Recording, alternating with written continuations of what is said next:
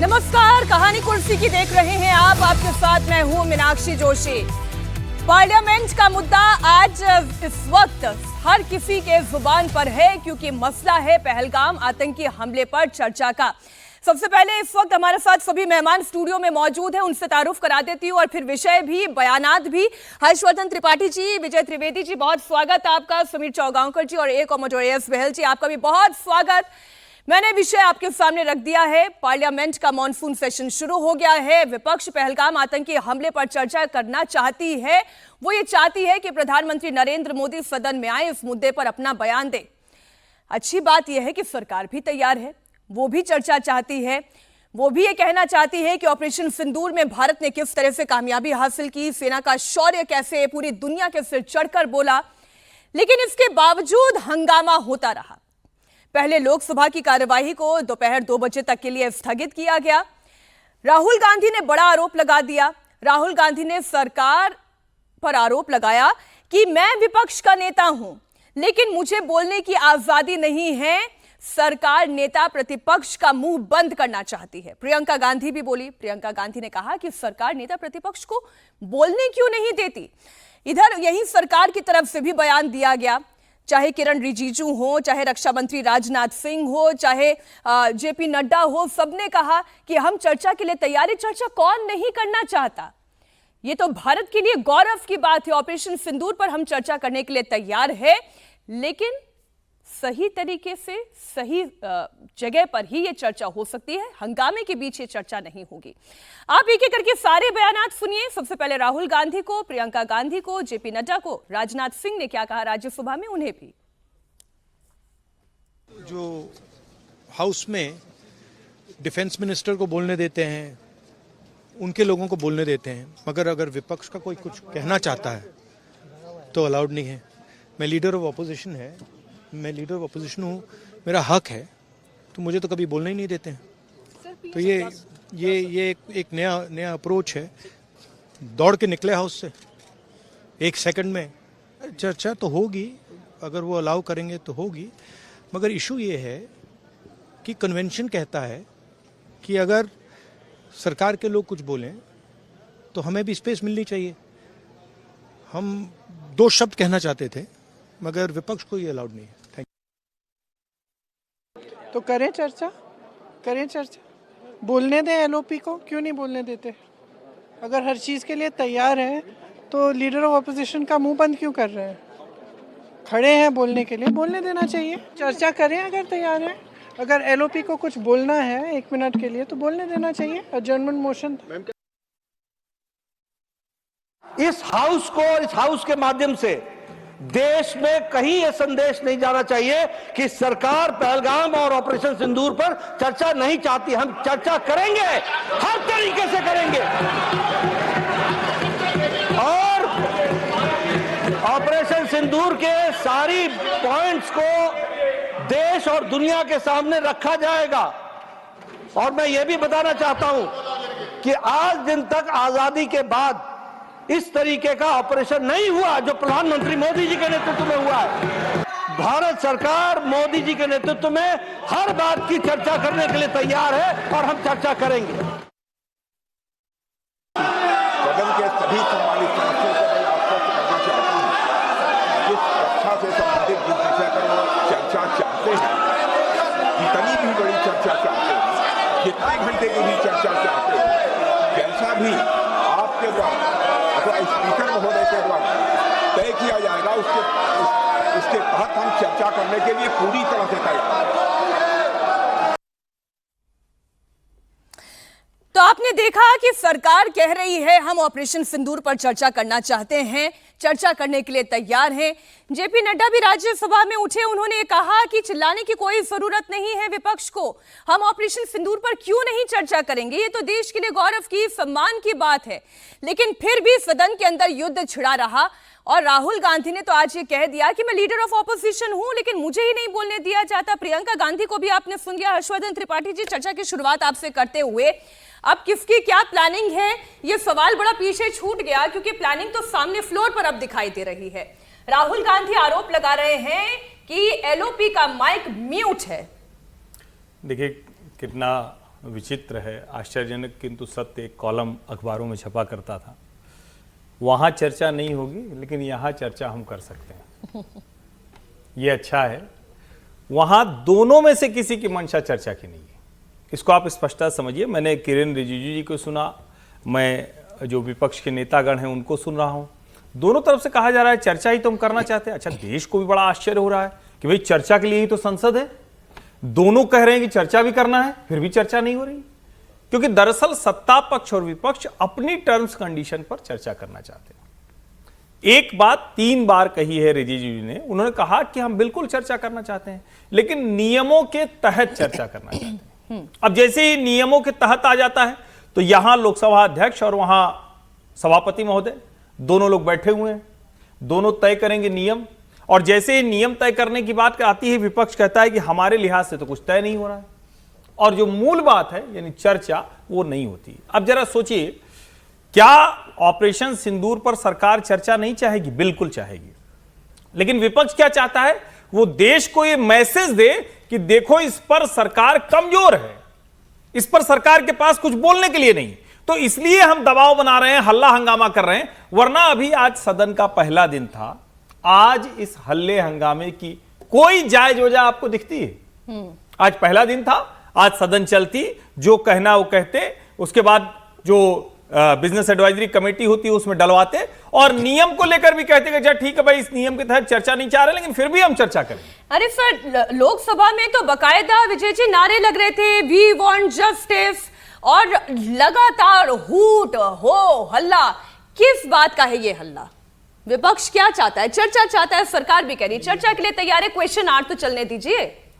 Question our के लिए हमेशा हम लोग कहते हैं क्वेश्चन आवर को चलने देना चाहिए, क्योंकि वो बड़ा महत्वपूर्ण 1 घंटा होता है जिसमें हमारे सांसदों की देश भर के सवालों के जवाब, और बहुत मेहनत उसमें काम करती है सरकार, और उसके बाद चर्चा होनी चाहिए। हर्षवर्धन जी ने बहुत अच्छी बात कही कि दोनों लोग चर्चा के लिए तैयार हैं लेकिन चर्चा नहीं करना चाहते हैं।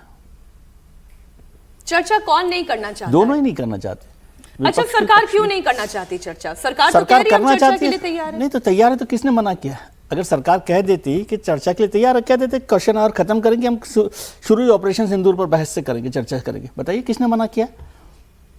आप तैयार है ना, कर दीजिए। और मैं तो कह रहा हूँ ऑपरेशन सिंदूर इतनी बड़ी सफलता है, प्रधानमंत्री जी ने भी अभी हाउस के बाहर भी बोला कि भाई 100% हमारा स्ट्राइक रेट रहा, सब कुछ बहुत अच्छा है और देश के ज़्यादातर लोग मानते हैं ऐसा है। तो मैं तो कह रहा हूँ प्रधानमंत्री जी के बयान के साथ वो बाहर की बजाय हाउस में शुरू करते कि ऑपरेशन सिंदूर पर हमने क्या जीत हासिल की है, क्या कामयाबी हासिल की है, कैसे विपक्षी दलों का, जैसे उन्होंने जिक्र किया कि दल से ऊपर उठकर भी देश ने एक साथ काम किया, वहाँ से शुरू करते और बहस शुरू हो जाती।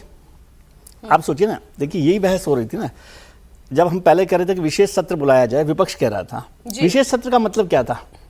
विशेष सत्र का मतलब था कि टीएनसी नहीं है, टर्म्स एंड कंडीशंस अप्लाई नहीं है। आप ऑपरेशन सिंदूर पर, पहलगाम की घटना पर विशेष सत्र बुलाते तो उस पर चर्चा होती, फिर हंगामा ही नहीं होता। आप जब जनरल सत्र बुलाते तो फिर आप कहते हो कि नियम कायदे की बात करनी है।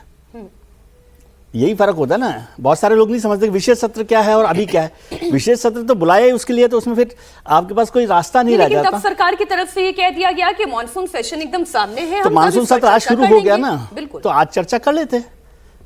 आप ये कह रहे हैं कि ना सरकार की मंशा है चर्चा की और ना ही विपक्ष ही चाहता है कि इस पर चर्चा हो। नहीं, विपक्ष चाहता है कि इस तरह का माहौल बना दिया जाए। नहीं, टर्म्स कंडीशंस कुछ नहीं होती। टर्म्स कंडीशन तो जो चेयर करते वो है, विपक्ष चाहता है कि सरकार को इस तरह का माहौल बना दिया जाए देश में कि भाई ये सरकार चाहती नहीं है इस पर चर्चा करना, ठीक है ना। और इस बात को पार्शियली आप सही मानिए, क्योंकि सरकार चाहती तो शुरू कर लेती 12 बजे।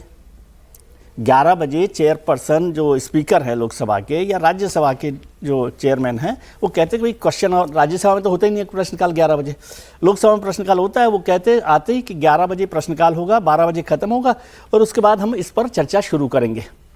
ये तो कल सर्वदलीय बैठक में भी बात हो गई ना। सर्वदलीय बैठक में विपक्ष ने साफ कर दिया कि हम इस पर चर्चा चाहते हैं। तो अब इसमें क्या, सरकार चाहती तो कह देती कि हम करवाना चाहते हैं, और इसमें कोई कह ही नहीं रहा कि भाई आपने खराब काम किया, अच्छा काम किया। तो जो अच्छा काम किया उसकी चर्चा तो हो सकती है ना, शुरू सरकार ही करती, रक्षा मंत्री जी कर देते। और बहुत सारे लोग कहेंगे नहीं, अब लोग कहेंगे कि विपक्ष जो है प्रधानमंत्री से बयान की मांग करेगा। जेपी नड्डा ने भी जो बयान दिया राज्यसभा में, सुमीर जी, उन्होंने ये कहा कि हम चर्चा से जा नहीं रहे, हम चर्चा खुद करना चाहते हैं और सरकार ऑपरेशन सिंदूर पर चर्चा कराएगी, लेकिन ये नहीं पता कि चर्चा कब होगी और कैसे डायलॉग शुरू होगा, डिस्कशन शुरू होगा, क्योंकि आज तो पूरा दिन हंगामा होता रहा। बिल्कुल, देखिए 21 जुलाई है आज, 21 जुलाई से 21 अगस्त तक का ये पार्लियामेंट का मानसून सत्र चलने वाला है और कहते हैं कि मानसून सत्र तो बारिश वाला होता है, मतलब तो है बारिश तो होती रही है, आरोपों की बारिश और जरूर मतलब लगातार हो रही है। और इतना बड़ा सत्र सरकार ने रखा है कि 21 जुलाई तक का रखा है और 21 दिन सत्र चलने वाला है। तो मुझे लग रहा है कि पार्लियामेंट अफेयर मिनिस्टर की बड़ी जिम्मेदारी थी कि वो सर्वदलीय बैठक में या विपक्ष के नेता को या विपक्ष की बड़ी पार्टियों से बातचीत करते हैं और ये सुनिश्चित करते हैं कि सत्र चलना चाहिए।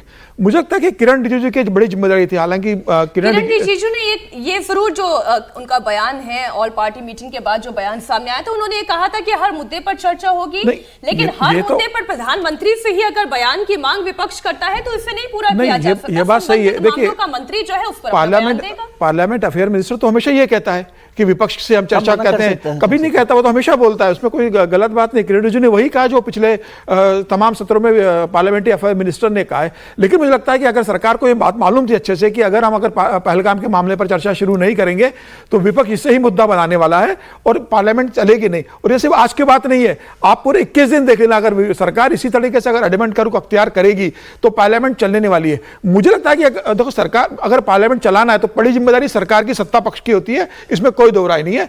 विपक्ष तो आरोप लगाएगा, ये सत्ता पक्ष के ऊपर है कि वो कैसे गतिरोध को तोड़े, पार्लियामेंट में कैसे डिस्कशन करे। और मुझे लग रहा है कि इस मामले में एक बात और मैं जोड़ना चाहता हूं कि अगर सरकार को लगता है कि भाई पहलगाम पे सार्थक चर्चा हो, तो आज सरकार जो राहुल गांधी आरोप लगा रहे कि मेरा माइक बंद कर दिया, पार्लियामेंट में आज स्पीकर जी को कह देना था कि आप प्रश्नकाल नहीं करते हैं और शुरुआत में विपक्ष के नेताओं को हम समय दे रहे बोलने का, वह शुरुआत करे बोलने की। राहुल गांधी को आप 15 मिनट 20 मिनट आधा घंटा बोलने देते, राहुल गांधी आधा घंटे के ऊपर बोलते नहीं, पूरा उनको जो बोलना है बोलते, सरकार फिर अपना पक्ष इस पर रखना शुरू करती और विपक्ष का जो है कि भाई हमें बोलने नहीं दिया रहा, सरकार चर्चा शुरू नहीं कर रही है, मुझे लग रहा है उसकी हवा निकल जाती।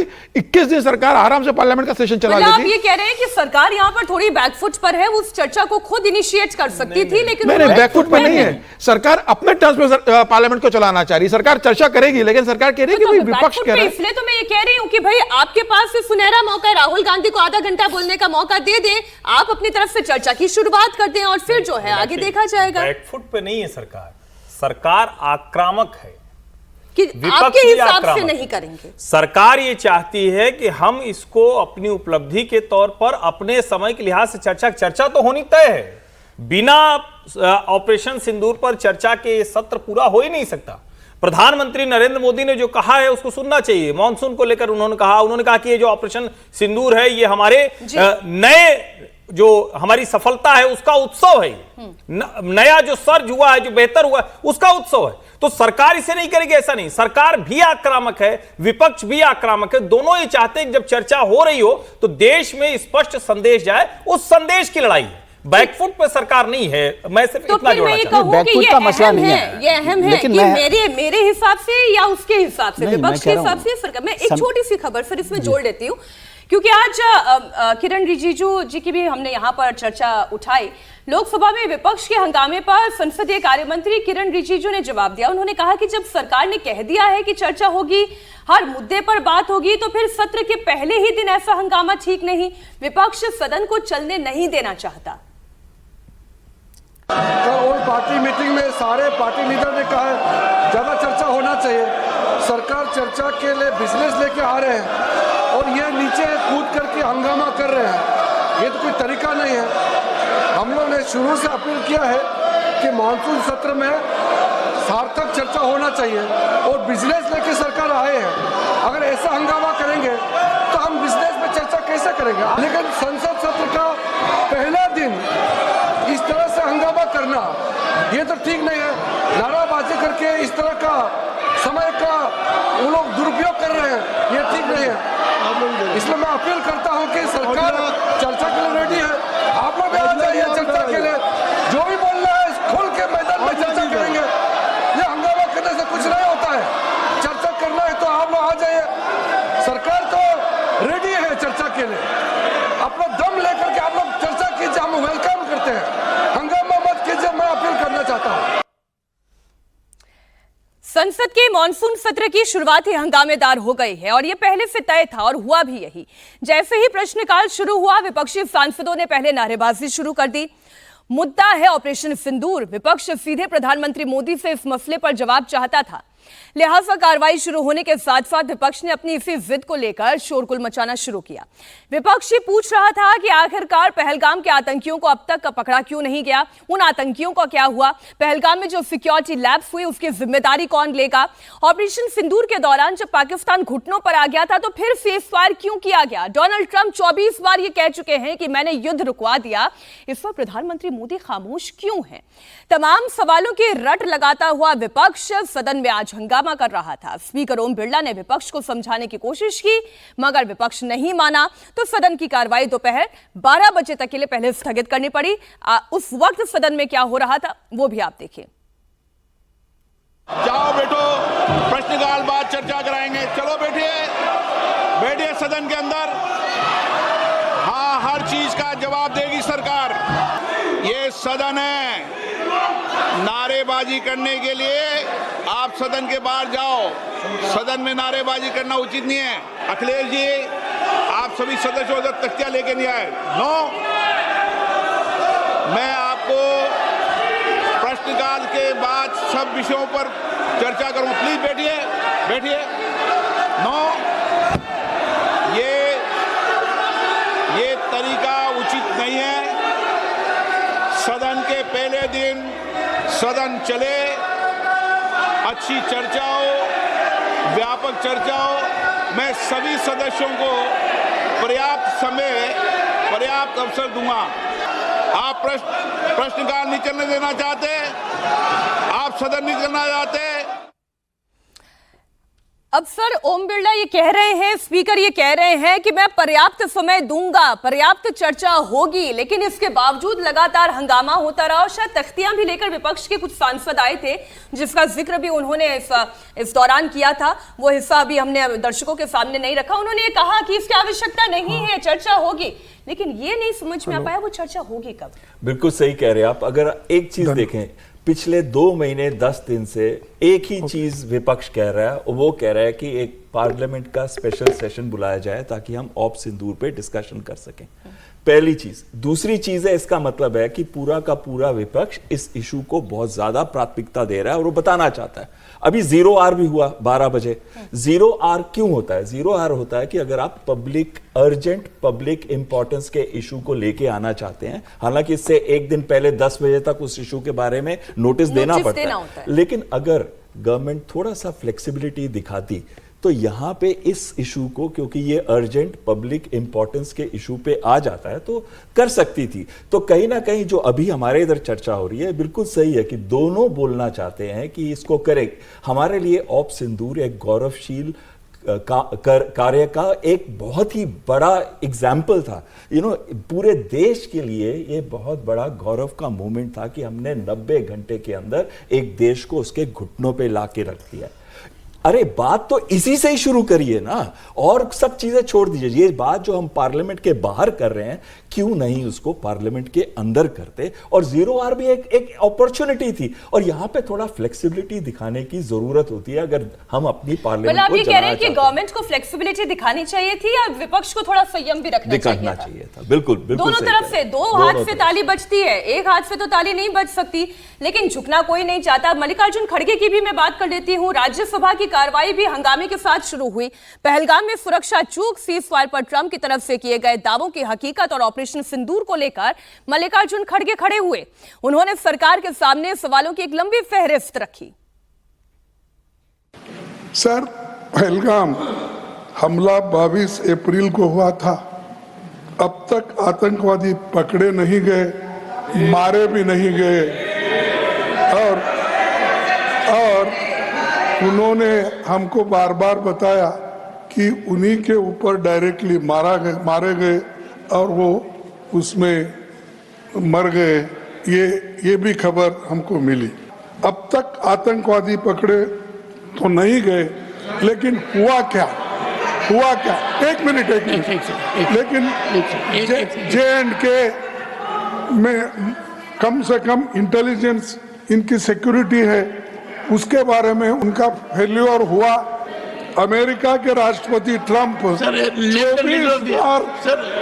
24 बार उन्होंने बाद में सफाई 24 बार उन्होंने कहा मेरे इंटरफियरेंस से मैं समझौता किया तभी ये युद्ध थमा।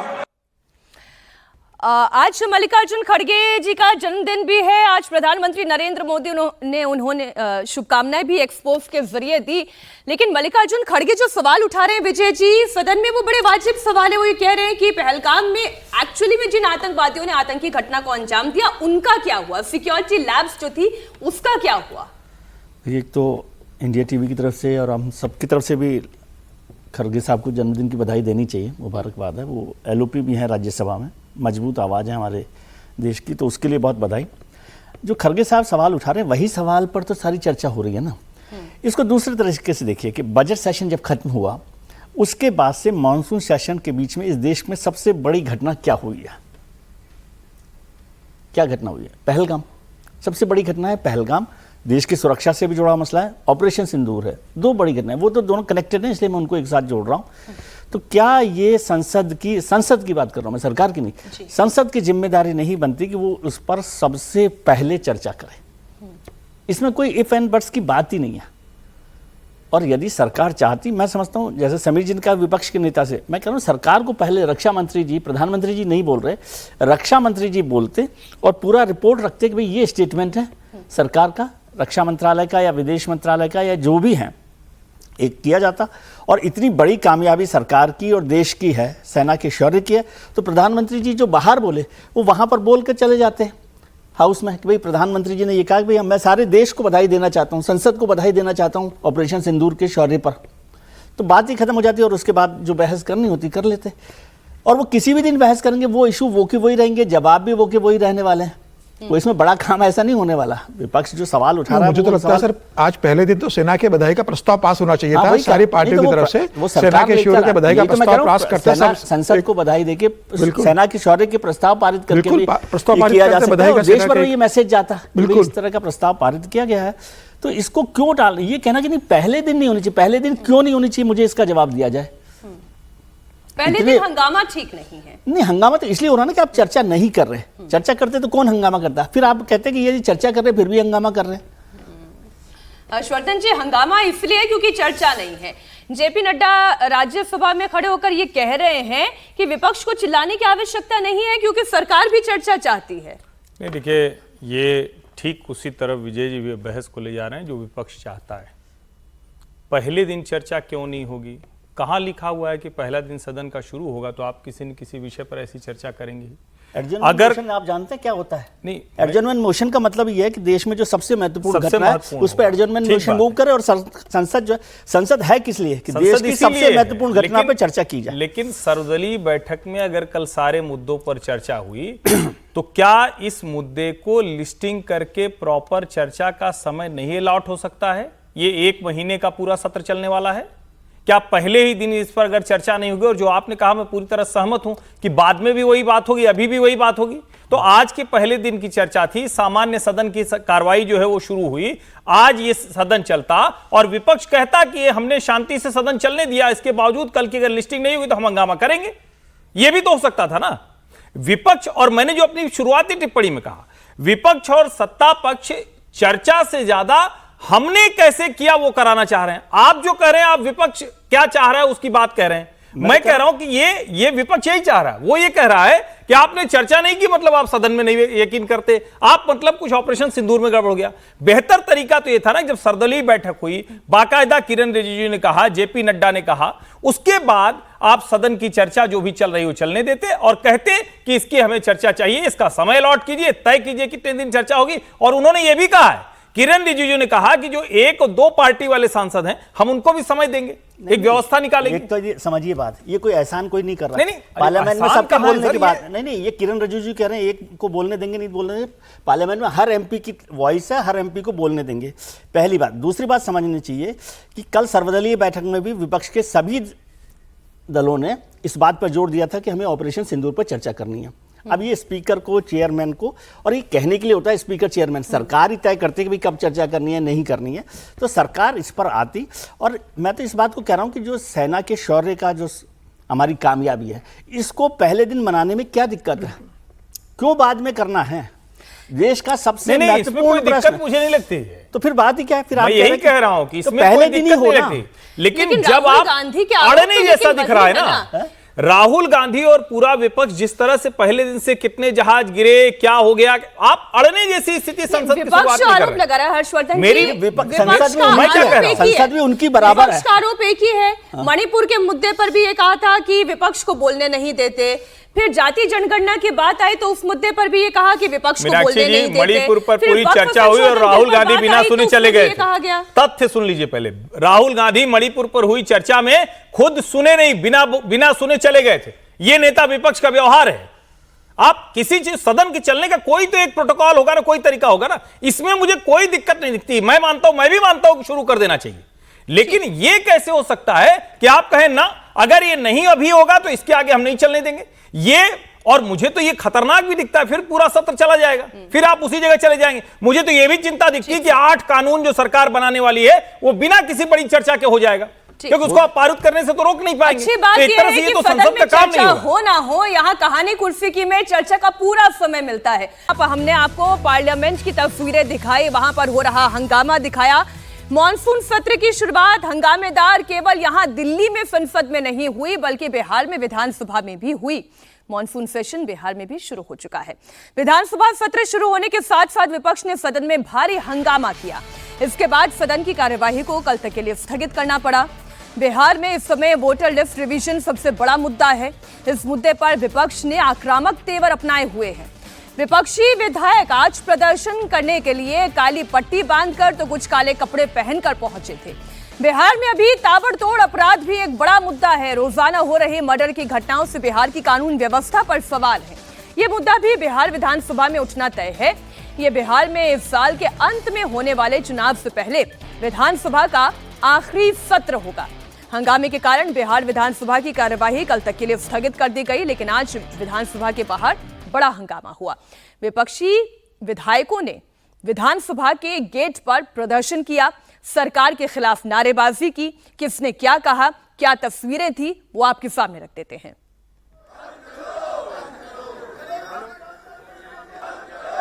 कल जो है बड़े पैमाने पर अगर सरकार नहीं मानेगी, स्पीकर नहीं मानेंगे चर्चा कराने पर, तो हमको लगता है कि आने वाला समय जो है इन लोगों को जवाब देते नहीं बनेगा। तो क्या कानून व्यवस्था अपराध तो है ही बढ़ा हुआ, लेकिन हम सब लोग हर एक मुद्दे को हम लोग उठाएंगे। आपका ध्यान आकर्षण है, कार्य स्थगन प्रस्ताव है, तो देखते हैं।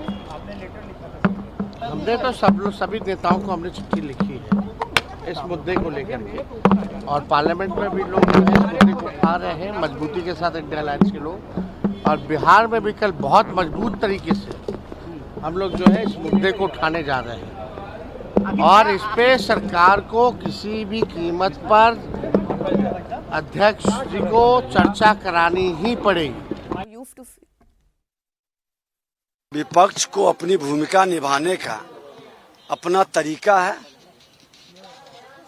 विपक्ष सकारात्मक भूमिका निभाए, अपनी बात को रखे, सदन चलाए, सदन के अंदर प्रश्नों के द्वारा बिहार के विकास की गति को बढ़ाए। देखिए, इस पर विषय काफी आ चुका है, अब तो किसी को आपत्ति ही नहीं है।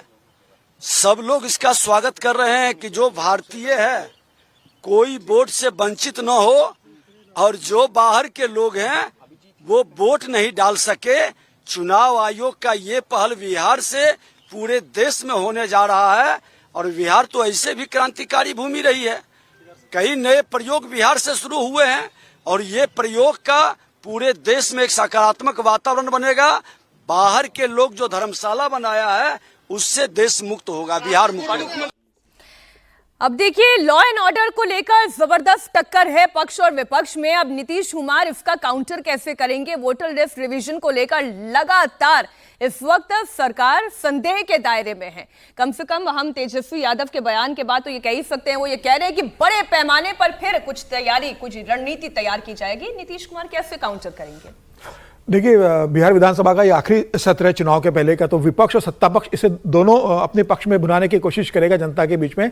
लेकिन जिस तरीके से पिछले कुछ दिनों से बिहार के अंदर लॉ एंड ऑर्डर को लेकर जो समस्या खड़ी हुई, लगातार मर्डर हो रहे थे, तो निश्चित रूप से तय था कि जब सत्र शुरू होगा तो विपक्ष इस सरकार को घेरेगा इस मामले को लेकर। और विपक्ष वही कर रहा है। विपक्ष को भी पता है कि भाई हमारी एक अच्छी खासी संख्या है, तो हम सरकार को इस मामले में कटघरे में खड़ा कर सकते हैं।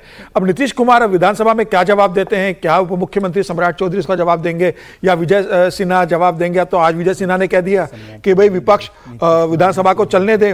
और कल जो लॉ एंड ऑर्डर की सिचुएशन पे जनता दल यूनाइटेड के एक नेता का बयान आया है कि भाई विपक्ष इतना लॉ एंड ऑर्डर पे क्यों हल्ला मचा रहा है, लॉ एंड ऑर्डर की इतनी चिंता है तो सरकार के हाथ मजबूत करें और कानून व्यवस्था को दुरुस्त करने में सरकार की मदद करें। जहां अपराधी वो उनकी जानकारी सरकार को दे, सिर्फ आरोप प्रत्यारोप से काम नहीं होगा। तो अगर इस तरीके से अगर चर्चाएं होंगी तो बिहार की राजनीति कहां जा रही है? और मुझे लग रहा है कि ये जो अभी सत्र हो रहा है, दोनों पक्ष, सत्ता पक्ष भी अपने पक्ष में इस्तेमाल करने की कोशिश करेगा कि 5 साल की उसकी उपलब्धियां क्या रही है, सरकार ने क्या क्या काम किया है।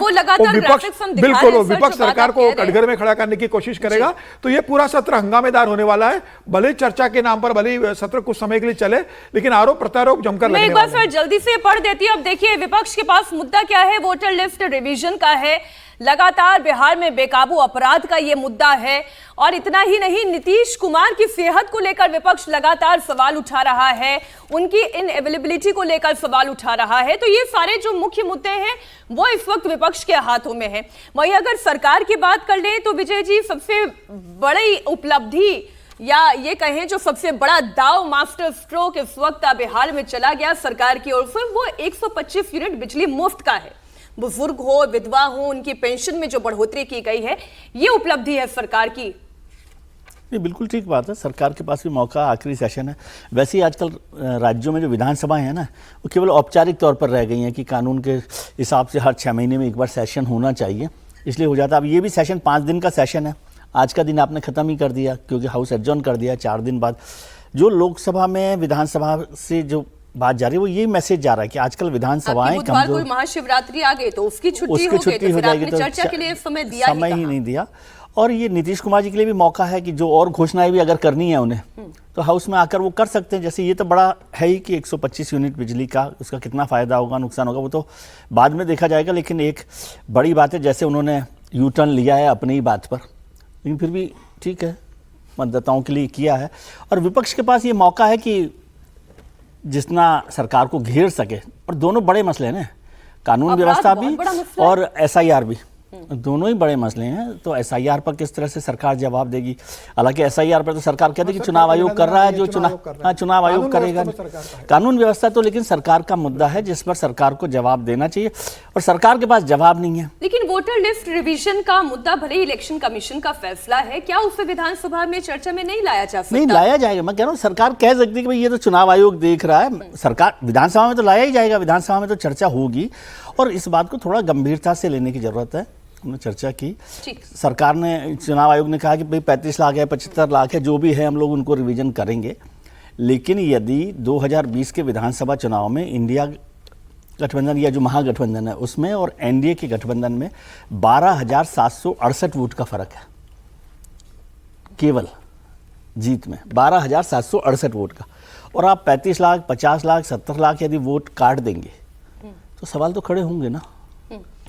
अच्छा, सम्राट चौधरी, उन्होंने भी आज जो हंगामा हुआ उस पर अपना बयान दिया है। वो सम्राट चौधरी का बयान भी एक बार हम सुना देते हैं, फिर थोड़ी सी चर्चा और आगे बढ़ाएंगे। भारत के संविधान में जो मतदाता बन सकते हैं, एक भी व्यक्ति का नाम नहीं कटेगा। ये राज्य निर्वाचन आयोग ने स्पष्ट तौर पर कहा। अब ये लोग सिर्फ नाटक करने वाले लोग हैं, घरियाली आंसू बहाने वाले लोग हैं। स्पष्ट है कि बिहार में वैसे मतदाता जो बिहार के रहने वाले और इस भारत के रहने वाले, चाहे वो अति पिछड़ा हो, दलित हो, उनको कहीं जाने की जरूरत नहीं, वो मतदान करेंगे। हर्षवर्धन जी, बड़ा पॉइंटेड सवाल लेकर आ रही हूं आपके पास। तेजस्वी यादव अपनी राजनीति कर रहे हैं, नीतीश कुमार अपनी राजनीति कर रहे हैं। इस वक्त अभी की परिस्थिति में कौन किस पर भारी दिखाई दे रहा है? नहीं, देखिए, मुझे लगता है कि मुद्दे की बात करें तो मुद्दा तो चुनाव आयोग का ठीक है। ये पार्टियां तो अपनी अपनी राजनीति कर रही हैं। भारत का चुनाव स्वस्थ लोकतंत्र बना रहे, इसके लिए जरूरी है कि स्वस्थ मतदाता सूची हो। और मैं एक बात से, चूंकि विजय जी ने वह भी कहा तो फिर से मुझे ध्यान में आ गया, भाई चुनाव आयोग अगर किसी गड़बड़ व्यक्ति को, यानी गड़बड़ तरीके से किसी को निकाल रहा है तो उसका विरोध होगा।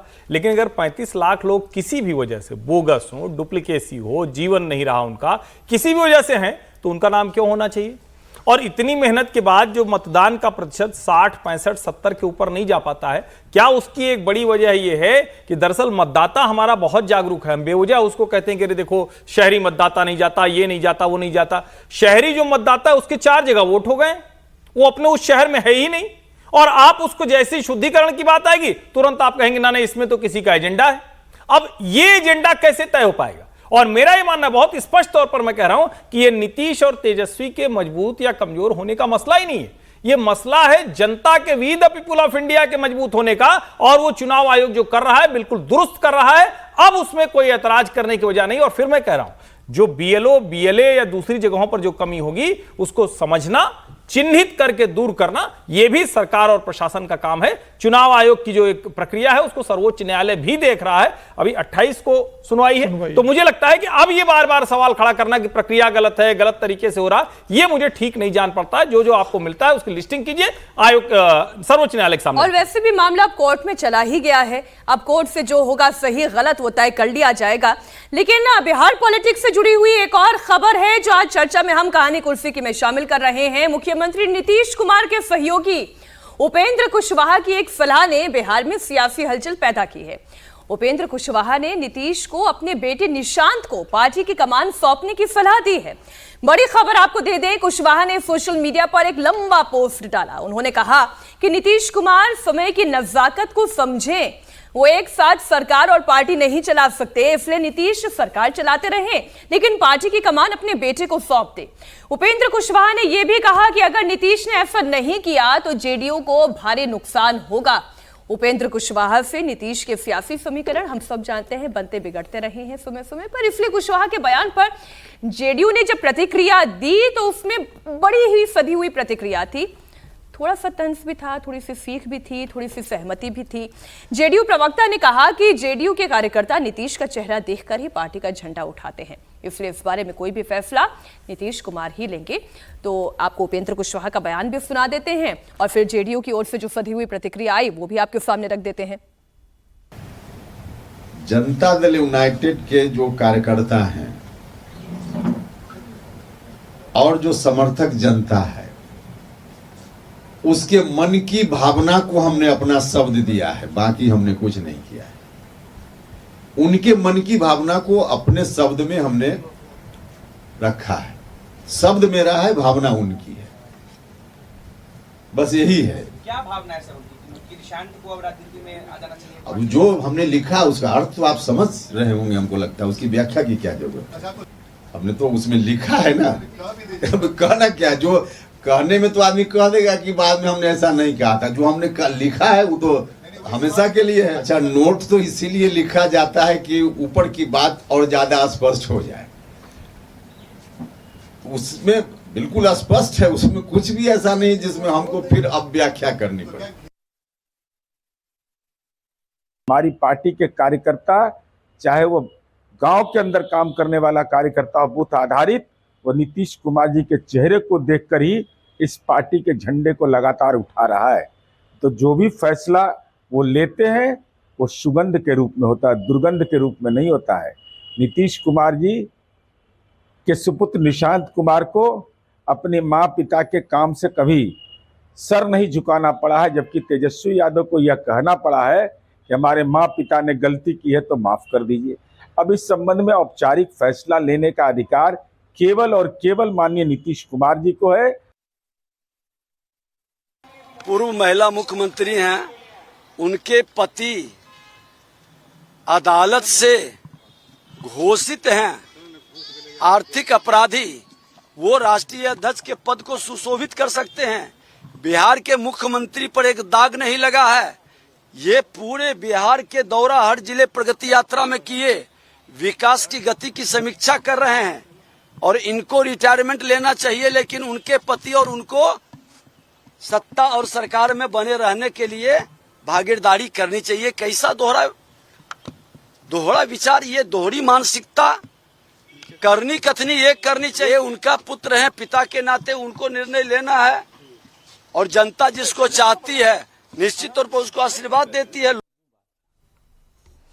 तो आपने तीनों बयान सुन लिए, उपेंद्र कुशवाहा को भी आपने सुन लिया। हर्षवर्धन जी, ये चर्चा तो बिहार में लंबे समय से चली रही है, कम से कम इस सीजन में तो भरपूर चल रही है कि नीतीश कुमार का पहले तो पार्टी का उत्तराधिकारी कौन, उनकी लेगेसी को संभालने के लिए क्या निशांत कुमार भी तैयार हैं और क्या नीतीश कुमार भी वाकई में ये चाहते हैं। कल एक तस्वीर तो हमने देखी थी और दिखाई भी थी कहानी कुर्सी की के दर्शकों को कि कैसे आशीर्वाद दे रहे हैं नीतीश कुमार अपने बेटे को। आज उपेंद्र कुशवाहा, बिल्कुल जन्मदिन था। देखिए, एक तस्वीर के बहुत सारे पहलू है, बहुत सारे मायने, तभी तो ये कहानी कुर्सी की है। तो उत्तराधिकारी, अब ये बड़ी खुल के चर्चा उपेंद्र कुशवाहा ने कहती है। नहीं, उपेंद्र कुशवाहा जो कह रहे हैं उसमें कोई बहुत गलत बात नहीं है। राजनीति की जहाँ तक बात है तो उसके 2-3 छोटे छोटे पॉइंट हैं। पहला तो यही है कि इस वक्त पार्टी के भीतर यानी जनता दल यूनाइटेड के भीतर ये बड़ा द्वंद्व है, समझ में नहीं आ रहा है। कभी कोई किसी के साथ कंधे पर रखकर फोटो खिंचवा लेता है, कभी कोई घूमता हुआ रहता है तो वो निकलते हुए कोई बात कहता है कि आज इस पार्टी में निशान दिखे तो उन्होंने ये कहा। बीच में था कि एयरपोर्ट पे भी पत्रकार उनको पकड़ने लगे थे। यानी पार्टी के भीतर का द्वंद्व उभर कर सामने आ रहा है कि भाई नीतीश जी अब टॉप पर बैठने की स्थिति में नहीं। ये पहली बात है। दूसरी बात है, उपेंद्र कुशवाहा नीतीश जी की राजनीति की उपज है। उपेंद्र कुशवाहा नीतीश जी के सहयोगी रहे, नीतीश जी के साथ 2 बार आए गए और अब उनकी अपनी पार्टी है राष्ट्रीय लोक समता पार्टी। लेकिन उनको पता है कि अगर जनता दल यूनाइटेड और राष्ट्रीय लोक समता पार्टी दोनों को सरवाइव करना है तो ये संभव नहीं है। ये तो एक ये आप कह सकते हैं कि आने वाले समय में उस पार्टी के साथ कैसा गठजोड़ होगा, तो अगर निशांत के लिए वो पैरवी कर रहे हैं। तीसरी जो सबसे महत्वपूर्ण बात है, खुद उपेंद्र कुशवाहा अपने आप को उस स्थिति में देखते रहे, हमेशा ये मानते रहे हैं कि वो नीतीश जी के बहुत एक जिसको कहें कि स्वाभाविक से उनके बाद वाले उत्तराधिकारी हैं, लेकिन वो हो नहीं पाया। और पता नहीं, नीतीश जी के नेतृत्व के बहुत से गुण हैं, लेकिन एक उनकी कमजोरी है कि वो अपना नंबर 2 कभी चुन नहीं पाए। मतलब जिसको चुना या वो चुनना नहीं चाहते थे, नहीं चुन ही नहीं, ऐसा नहीं है। कोशिश तो उन्होंने किया, आरसीपी सिंह से लेकर ये प्रशांत किशोर से लेकर उपेंद्र कुशवाहा भी थे और एक आध 2 नाम मुझे और ध्यान में नहीं आ रहे, वो सब थे। अभी संजय झा हैं, ललन सिंह थे। मतलब एक तरह से कहें तो बहुत लंबी फहरिस्त है, लेकिन किसी को नंबर 2 पर वो बहुत लंबे समय तक स्थापित नहीं कर पाए। तो नेतृत्व का ये जो महत्वपूर्ण गुण होता है कि बड़ी आसानी से आप स्मूथ ट्रांजिशन वो करने की क्षमता नीतीश में नहीं दिखी। तो मेरा ये मानना है कि उपेंद्र कुशवाहा को लगता है कि अगर निशांत पार्टी संभालेंगे तो हमारे लिए आगे गुडविल बनी रहे, एक अच्छा माहौल बना रहे। और दूसरा, अगर ये नहीं होता है तो हमारी वाली भी दावेदारी बनी रहे। पार्टी मर्ज करने में 2 मिनट लगता है। एक बात तो समझ में आई जो हर्षवर्धन जी कह रहे हैं कि एक तो ट्रांजिशन होने का समय आ गया है, कब तक आप नीतीश कुमार के ऊपर ही ये जिम्मेदारी देकर रखेंगे, लेकिन क्या वो निशांत कुमार के रूप में ही होगा? ये इंडिकेशंस क्लियर है? नहीं, मुझे लगता है कि ये इंडिकेशन बहुत ज्यादा भी क्लियर है पार्टी के अंदर उनका एक्सेप्टेंस कितना होगा। निशांत कुमार, अच्छा, जो नीरज कुमार भी कह रहे थे, उपेंद्र कुशवाहा अगर कह दे, पार्टी के नेता अगर जरूर बोले या सार्वजनिक रूप से, तो वो कहेंगे ही कि भाई हमें कोई दिक्कत नहीं उसके आने में। क्या उसको विधायक के रूप में देखना चाहते हैं, क्या उसको कैबिनेट मंत्री के रूप में देखना चाहते हैं, या सीधे अपने बेटे को लाके पार्टी का राष्ट्रीय अध्यक्ष के रूप में देखना चाहते हैं कि पार्टी के सर्वेसर्वा वो बन गए? देखिए, नीतीश कुमार तो जिस राजनीति की उपज रहे, तो नीतीश कुमार भी कम अवसरवादी राजनीति की उपज तो रही नहीं। उन्होंने जॉर्ज फर्नांडिस जो उनको राजनीति में जो लेकर आए थे, जॉर्ज फर्नांडिस की राजनीति को खत्म किया और फिर अपनी समता पार्टी से निकलकर अपने जनता दल यूनाइटेड के सर्वेसर्वा नेता बन गए। तो दूसरा लीडरशिप उन्होंने इसलिए खड़ा नहीं किया कि उन्हें डर था कि कोई दूसरा नीतीश कुमार ना बन जाए जो अपने जॉर्ज फर्नांडिस को हटाकर पार्टी पर कब्जा कर ले। तो उन्होंने पार्टी में दूसरा नेता कभी बनने नहीं दिया। अब और व्यक्तिगत आधारित पार्टी की स्थिति यही होती है। मायावती के बाद बसपा में कौन जाएगा? कांग्रेस के अंदर गांधी परिवार लगातार चलते रहा। शरद पवार ने शरद पवार के बाद अपनी बेटी सुप्रिया सुले को दे दिया। अजीत पवार खुद बने तो उन्होंने अपनी पत्नी को राज्यसभा के अंदर भेज दिया। तो व्यक्तिवादी स्टालिन की पार्टी में अपने बेटे को उन्होंने उप मुख्यमंत्री बना दिया। तो ये व्यक्ति आधारित पार्टियां जो होती है अपने परिवार के लोगों को आगे बढ़ाती है। नीतीश कुमार ने अभी तक कभी अपने बेटे को राजनीतिक रूप से न विधायक बनाया, न विधान परिषद का सदस्य बनाया, न लोकसभा भेजा, न राज्यसभा में भेजा।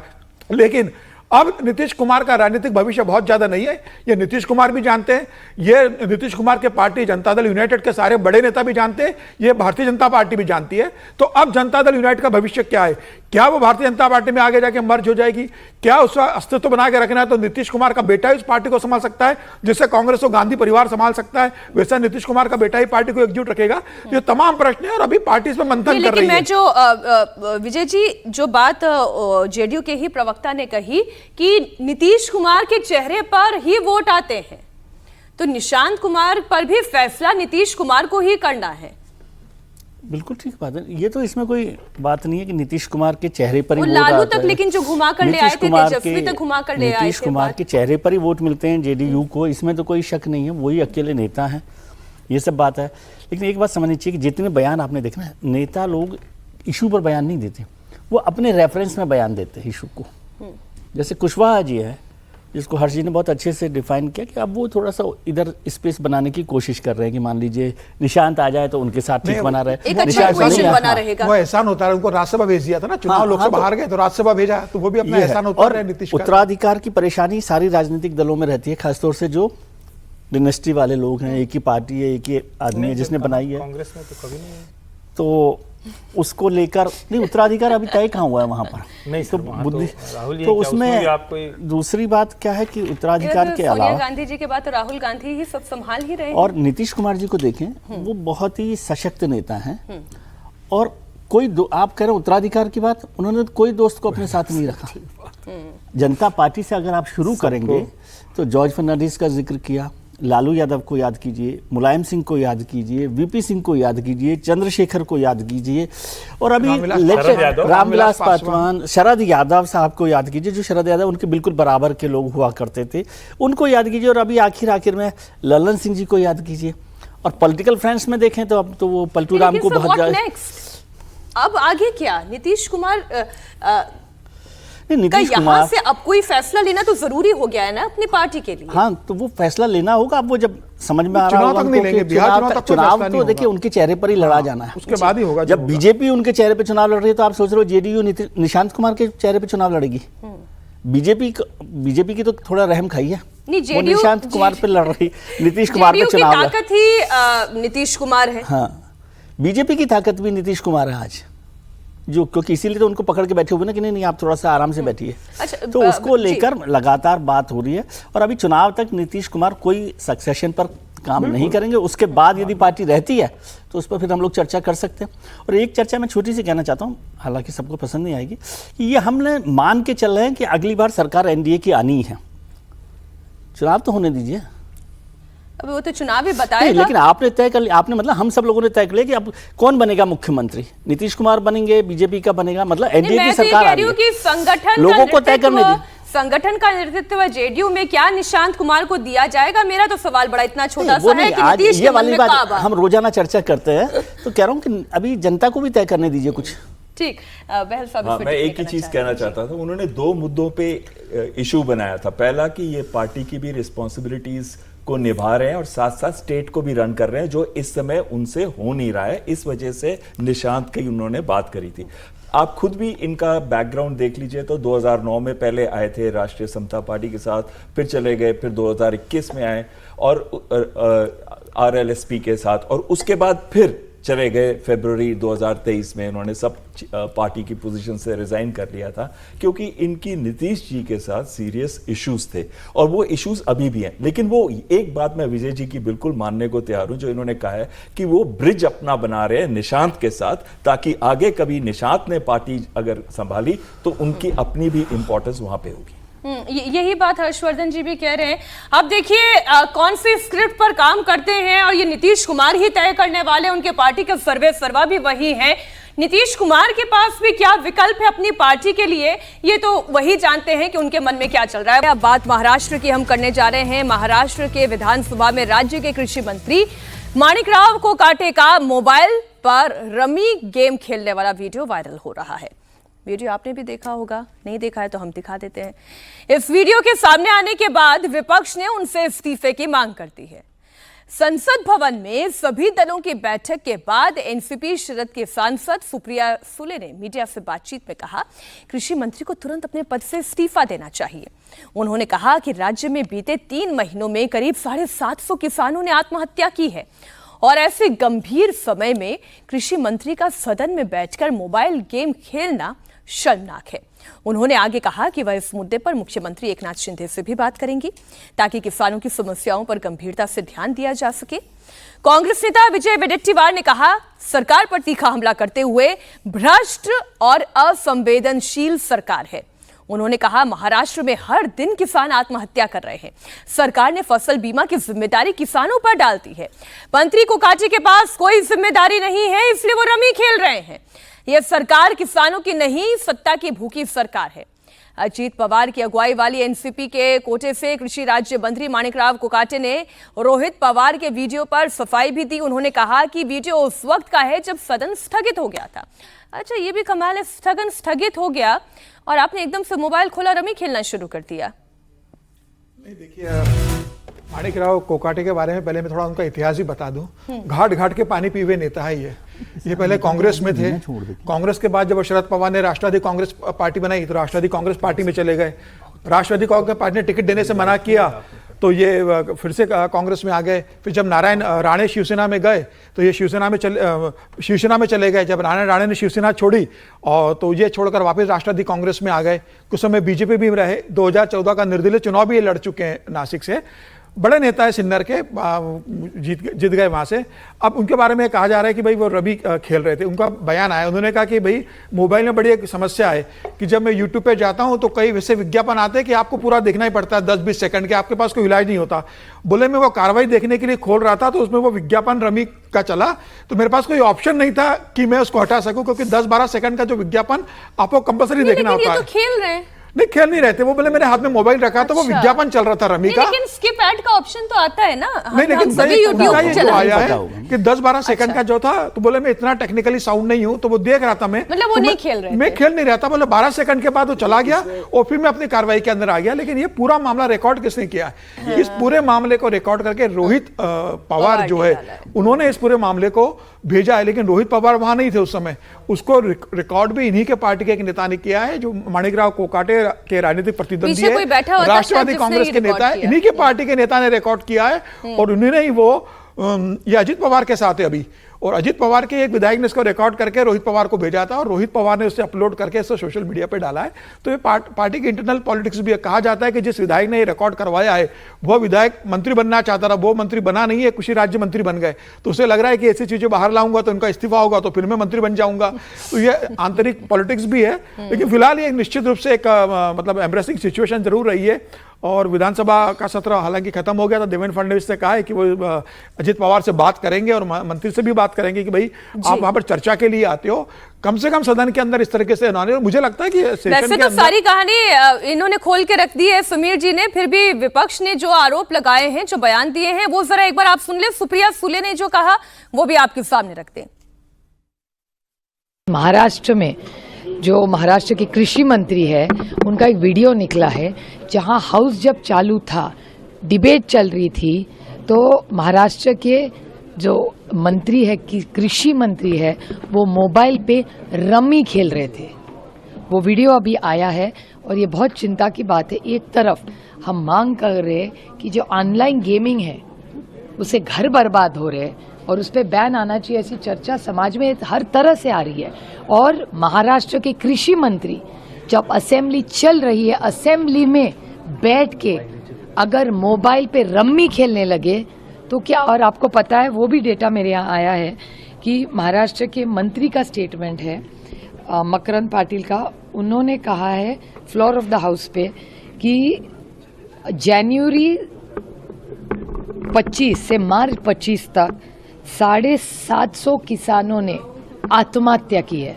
तो एक तरफ 3 महीनों में 750 किसानों में आत्महत्या की है और महाराष्ट्र के कृषि मंत्री ये गेम्स खेल रहे। नीचे के हाउस में क्या चल रहा है, ऊपर का हाउस अर्जन हो गया था, तो नीचे के हाउस पे क्या बिजनेस चल रहा है वो देखने के लिए यूट्यूब ओपन करने के लिए मैंने मोबाइल हाथ में लिया था किसी ने तो भी मेरे मोबाइल में गेम डाउनलोड किया होगा शायद, उसको स्किप मैं कर रहा था, उसने एक 10-12 सेकंड के अंदर वो रिकॉर्ड किया गया है, लेकिन उसके बाद में मेरा अपने वो जो गेम है वो मैंने स्किप किया हुआ है। वो मोबाइल आपने क्यों नहीं देखा, वो ट्यून क्यों नहीं आपने बताई, वो बताओ ना, वो जाके निकालो ना उधर से, आप विधानसभा में जाके विधान परिषद में जाके निकालो और उसमें मालूम पड़ेगा आपको कि मैंने स्किप किया करके। ये गलत है, ये उनकी अपनी एक चाल है और वो चाल कभी कामयाब नहीं होगी। एक मंत्री रमी खेळतो आहे, दिसतो आहे तरी त्याचं समर्थन केलं जात आहे, त्याच्यावर कारवाई होत नाही। हे जर दुसऱ्या पक्षाचे कुणी असतं आणि आमचं सरकार असतं तर देवेंद्र फडणवीस मंत्रालयाच्या पायऱ्यावर ऊर बडवत बसले असते, मंत्रालयाच्या पायऱ्यावरती ऊर बडवत बसले असते। अब विपक्ष तो आरोप यही लगा रहा है बहल जी कि कहाँ किसान एकदम त्रस्त हैं और नेता जो हैं वो रमी में मस्त हैं।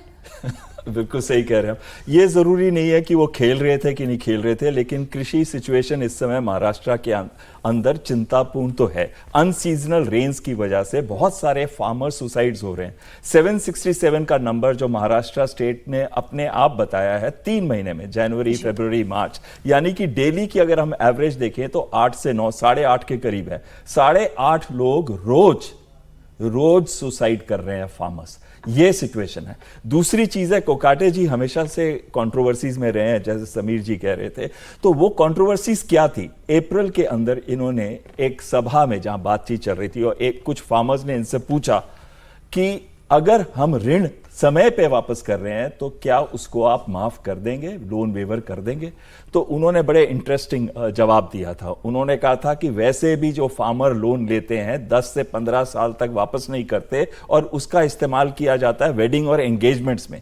और दूसरी चीज जो उससे भी ज्यादा इनसेंसिटिव थी, वो उन्होंने बोली कि भिखारी भी 1 रुपए का भीख लेने से मना कर देता है और हम तो 1 रुपए में इंश्योरेंस देते हैं फार्मर्स को। तो कहीं ना कहीं ये बहुत ज्यादा हर्ट हुआ था। बाद में उन्होंने माफी जरूर मांगी, लेकिन उनका जो अपना इनसेंसिटिवनेस है वो दिख रहा था। तो अब वो खेल रहे थे, नहीं खेल रहे थे, और वो कहां पे बैठे हुए थे, ये भी एक प्रश्न उस पर उठता है। तीसरी चीज जो आती है इसके अंदर, आपने देखा एक मुक्काबाज एमएलए था महाराष्ट्र का जिसने कैंटीन वर्कर को मार दिया।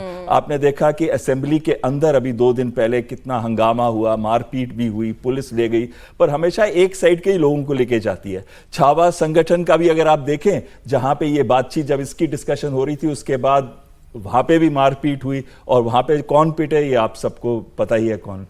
तो मेरा एक ही चीज कहना है, all is not well in Maharashtra और एंड स्पेशली इन एग्रीकल्चर। लेकिन ये जो अंदर की पॉलिटिक्स बताई अभी समीर जी ने कि विजय जी कुछ अंदर के ही हैं जो चाहते हैं कि इनकी इमेज खराब हो, इनकी पोजीशन खराब हो तो उनकी पोजीशन बेहतर हो जाए।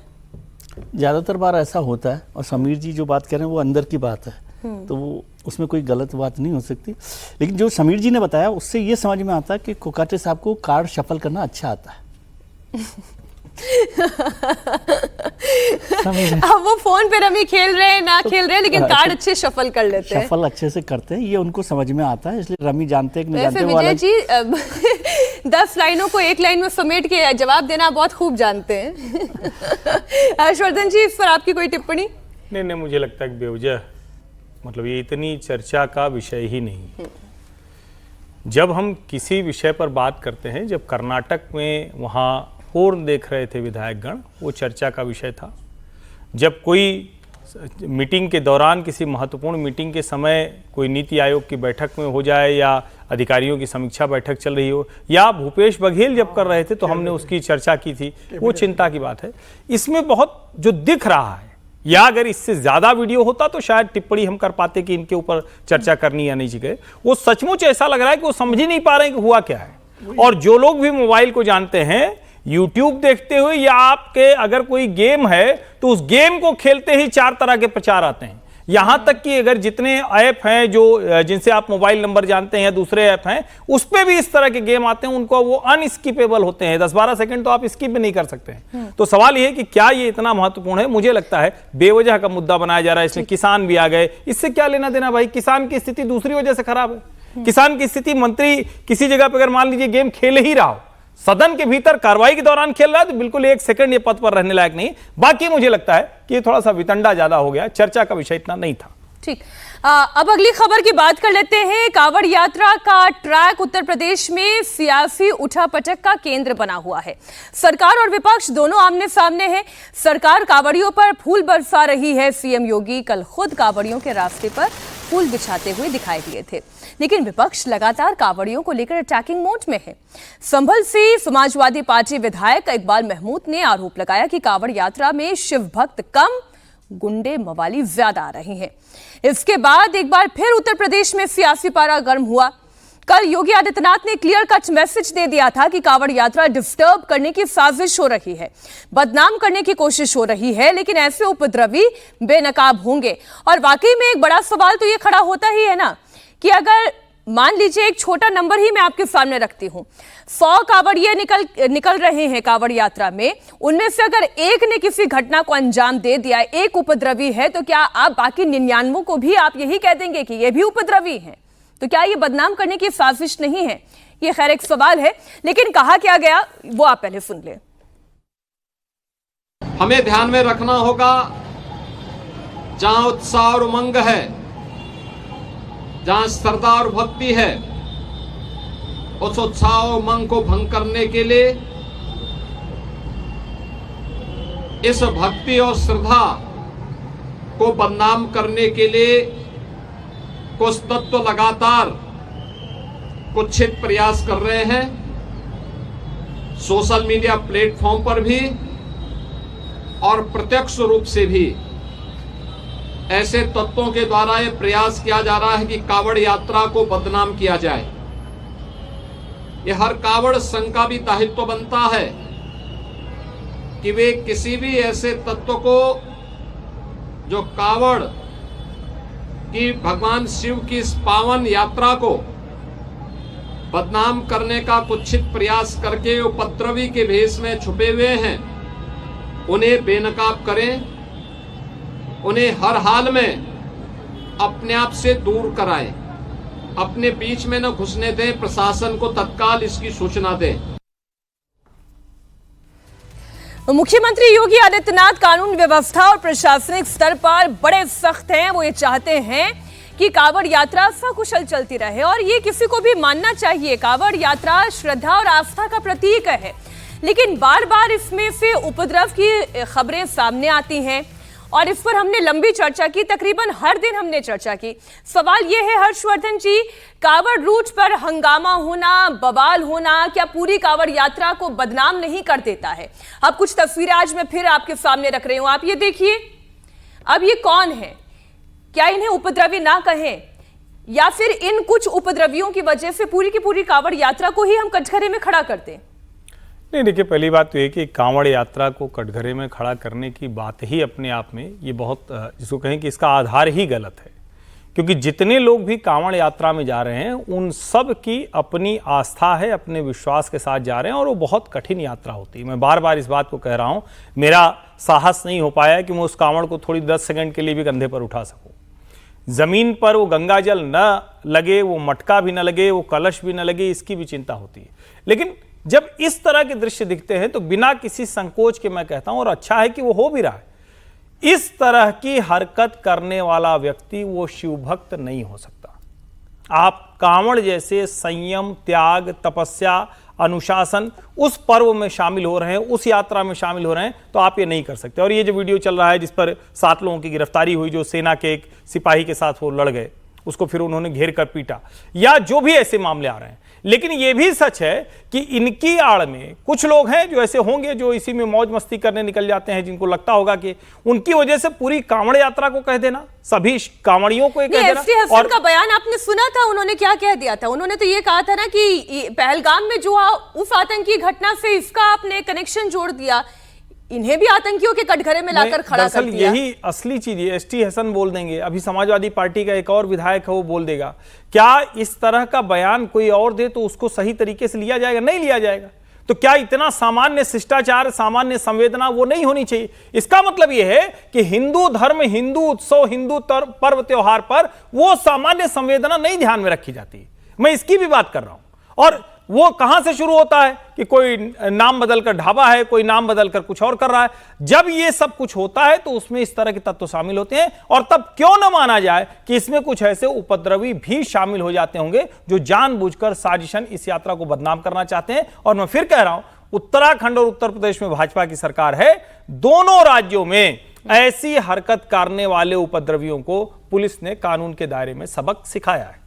अच्छा, एक सवाल और समीर जी उठता है, और सवाल ये है कि भाई आप कांवड़ यात्रा पर तो फूल बरसा रहे हैं, प्रशासनिक अधिकारी पुलिस भी जो है वो कांवड़ियों के पैर दबाने के लिए भी आगे बढ़ती है, लेकिन जब मुहर्रम का जुलूस निकलता है तब फिर इतना प्रेम, इतना सद्भाव, ऐसी भावना क्यों नहीं दिखाई देती? देखिए, मैं दो बातें कहना चाहूंगा इस संदर्भ में, जो पूरी कांवड़ यात्रा को लेकर जो विवाद चल रहा है। एक तो योगी आदित्यनाथ ने जो कल गाजियाबाद में कहा था कांवड़ यात्रा का स्वागत समारोह में, उन्होंने प्रशासन को भी बहुत अलर्ट किया है कि भाई प्रशासन भी ध्यान रखे कि कोई साजिश के तहत तो इस यात्रा में शामिल नहीं हो रहा है, ये प्रशासन का भी दायित्व है। और उन्होंने कांवड़ियों से भी कहा है कि भाई आपके अंदर कुछ लोग क्या इस तरह से घुसकर आ रहे हैं जो पूरे कांवड़ यात्रा को बदनाम करने, पूरे कांवड़ियों को उपद्रवी घोषित करने की सुनियोजित साजिश कर रहे हैं। तो उन्होंने कांवड़ियों को भी चेताया कि भाई आपके अंदर इस तरह के कोई लोग हो तो आप उनको आइडेंटिफाइड कीजिए। प्रशासन जी भी कहा है कि आप भी ये पूरा मामले को ध्यान रखें, कानून अपने हाथ में बिल्कुल। और ये भी कहा कि भाई आपको कोई शिकायत है तो प्रशासन वहां मदद करने के लिए, कानून लेने का अधिकार किसी को भी नहीं है। लेकिन इस तरीके से जो लोग करते हैं, मैं उन्हें अधर्मी मानता हूं, उनका धर्म से कोई लेना देना नहीं है। वो चाहे कांवड़ियों के भेष में घुसा हुआ कोई उपद्रवी तत्व हो या वाकई में कांवड़ यात्रा करने वाले लोग हो, वो अधर्मी है, उनका धर्म से कोई लेना देना नहीं है। आप इस तरीके से एक सेना के जवान को आप मारोगे, एक पिता अपनी बेटी को स्कूल छोड़ने जा रहा है, उसकी स्कूटी टकरा जाएगी तो आप उसको मारपीट करोगे। अगर हम ये कह रहे हैं साजिश भी है, सर ये बताइए, अगर ये साजिश भी है तो इस साजिश को अंजाम देकर फायदा किसको हो सकता है? कौन पॉलिटिकल गेन ले रहा है? ये सबको पता है ना कि हिंदू धर्म के या हिंदू संस्कृति के जो आयोजन है उसको बदनाम करने के पीछे किसका उपदेश पूरा होने वाला है?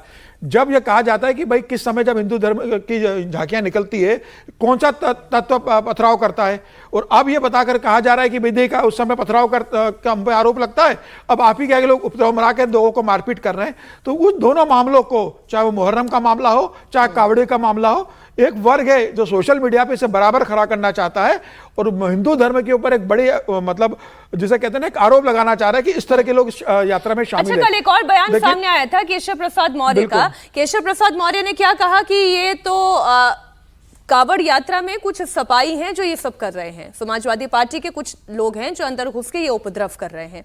आप सहमत हैं इस तरीके के बयान से भी? नहीं, राजनेताओं के बयानों में कोई ऐसा बात नहीं, वो सपाई कह दें, कुछ भी कह दें, आपकी सरकार है, आप उसको देख सकते हो। और यदि ऐसा होता कि साजिश करता होते तो ये सरकार तो कानून व्यवस्था में बहुत मजबूत है, उनको निकाल ही लेती कि किसने साजिश की, उनको आइडेंटिफाई कर लेते। जिन लोगों ने पीटा है उनके तो आप पोस्टर छपवा देते, ठीक है। लेकिन मैं दूसरी बात कह रहा हूँ कि ये मैं इससे सहमत हूँ कि ये कांवड़ यात्रा में जो लोग जा रहे हैं उससे पूरी कांवड़ यात्रा को बदनाम करना या उस पर सवाल खड़े करना ठीक नहीं है। जनरलाइज करना, जनरलाइज नहीं करना चाहिए, है ना। लेकिन जनरलाइज तो कांवड़ यात्रा को तो नहीं करना चाहिए, लेकिन एक ताजिया टकरा जाए तो कहते हैं कि ये तो लातों के भूत हैं, जनरलाइज नहीं हो रहा। क्या हर्षवर्धन जी, फिर ये भी जनरलाइज करना नहीं हुआ? कहीं योगी आदित्यनाथ ने सभी मुसलमानों के लिए नहीं कहा। आप ये कहा उन्होंने, बिल्कुल कहा है कि ये लातों के भूत हैं, मानेंगे नहीं बातों से।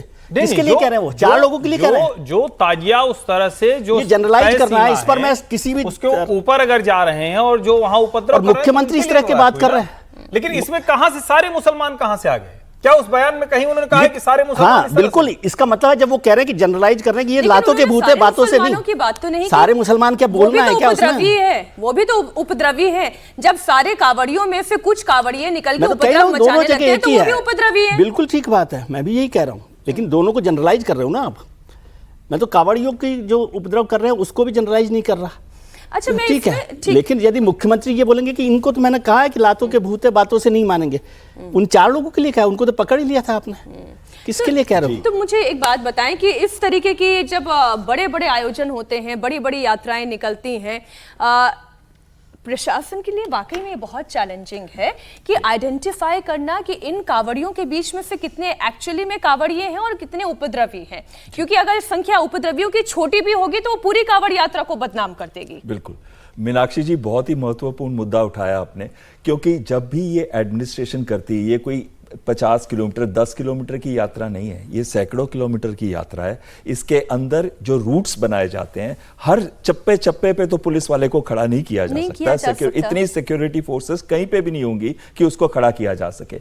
और साथ में जनरल जो एडमिनिस्ट्रेशन के अपने लोग होते हैं वो सुविधाएं भी देते हैं, खाना पीना कई चीजें का अरेंजमेंट किया जाता है। तो ऐसे समय में कुछ उपद्रवी एलिमेंट होते हैं जिनके पास काम धाम नहीं होता, तो वो भी इसका फायदा उठाते हैं। उनका नंबर चाहे 1% हो, उससे ज्यादा नहीं है, लेकिन वो भी मोटरसाइकिल में या दूसरे तरीके से इनके साथ मिल जाते हैं, हल्ला मचाते हुए जाते हैं, लाउड म्यूजिक करते हैं और इन जगहों पे जाके खाते पीते हैं और कुछ और चीजों का भी सेवन करते हैं जो कि इस चैनल पे ओपनली हम नहीं कह सकते। लेकिन साथ में वो लोग हैं जो कावड़ को बदनाम करते हैं, क्योंकि ये तो आस्था का है, ये एक रिलीजियस इशू है जिसको बहुत ही संवेदनशीलता की तरह से ट्रीट करना चाहिए। लेकिन मैं एक बहुत इंपॉर्टेंट चीज यहां कहना चाहता हूं मीनाक्षी जी, और वो इंपॉर्टेंट चीज ये है कि इसका फायदा कहीं पाकिस्तान ना उठाए। पाकिस्तान कहीं, यस, क्योंकि वो ऐसा ना करे कि मटन के पीसेस फिकवा दिए कहीं पे या फिर कुछ ऐसी साजिश करे। वो तो उधर तो बातचीत चल रही है ना इस समय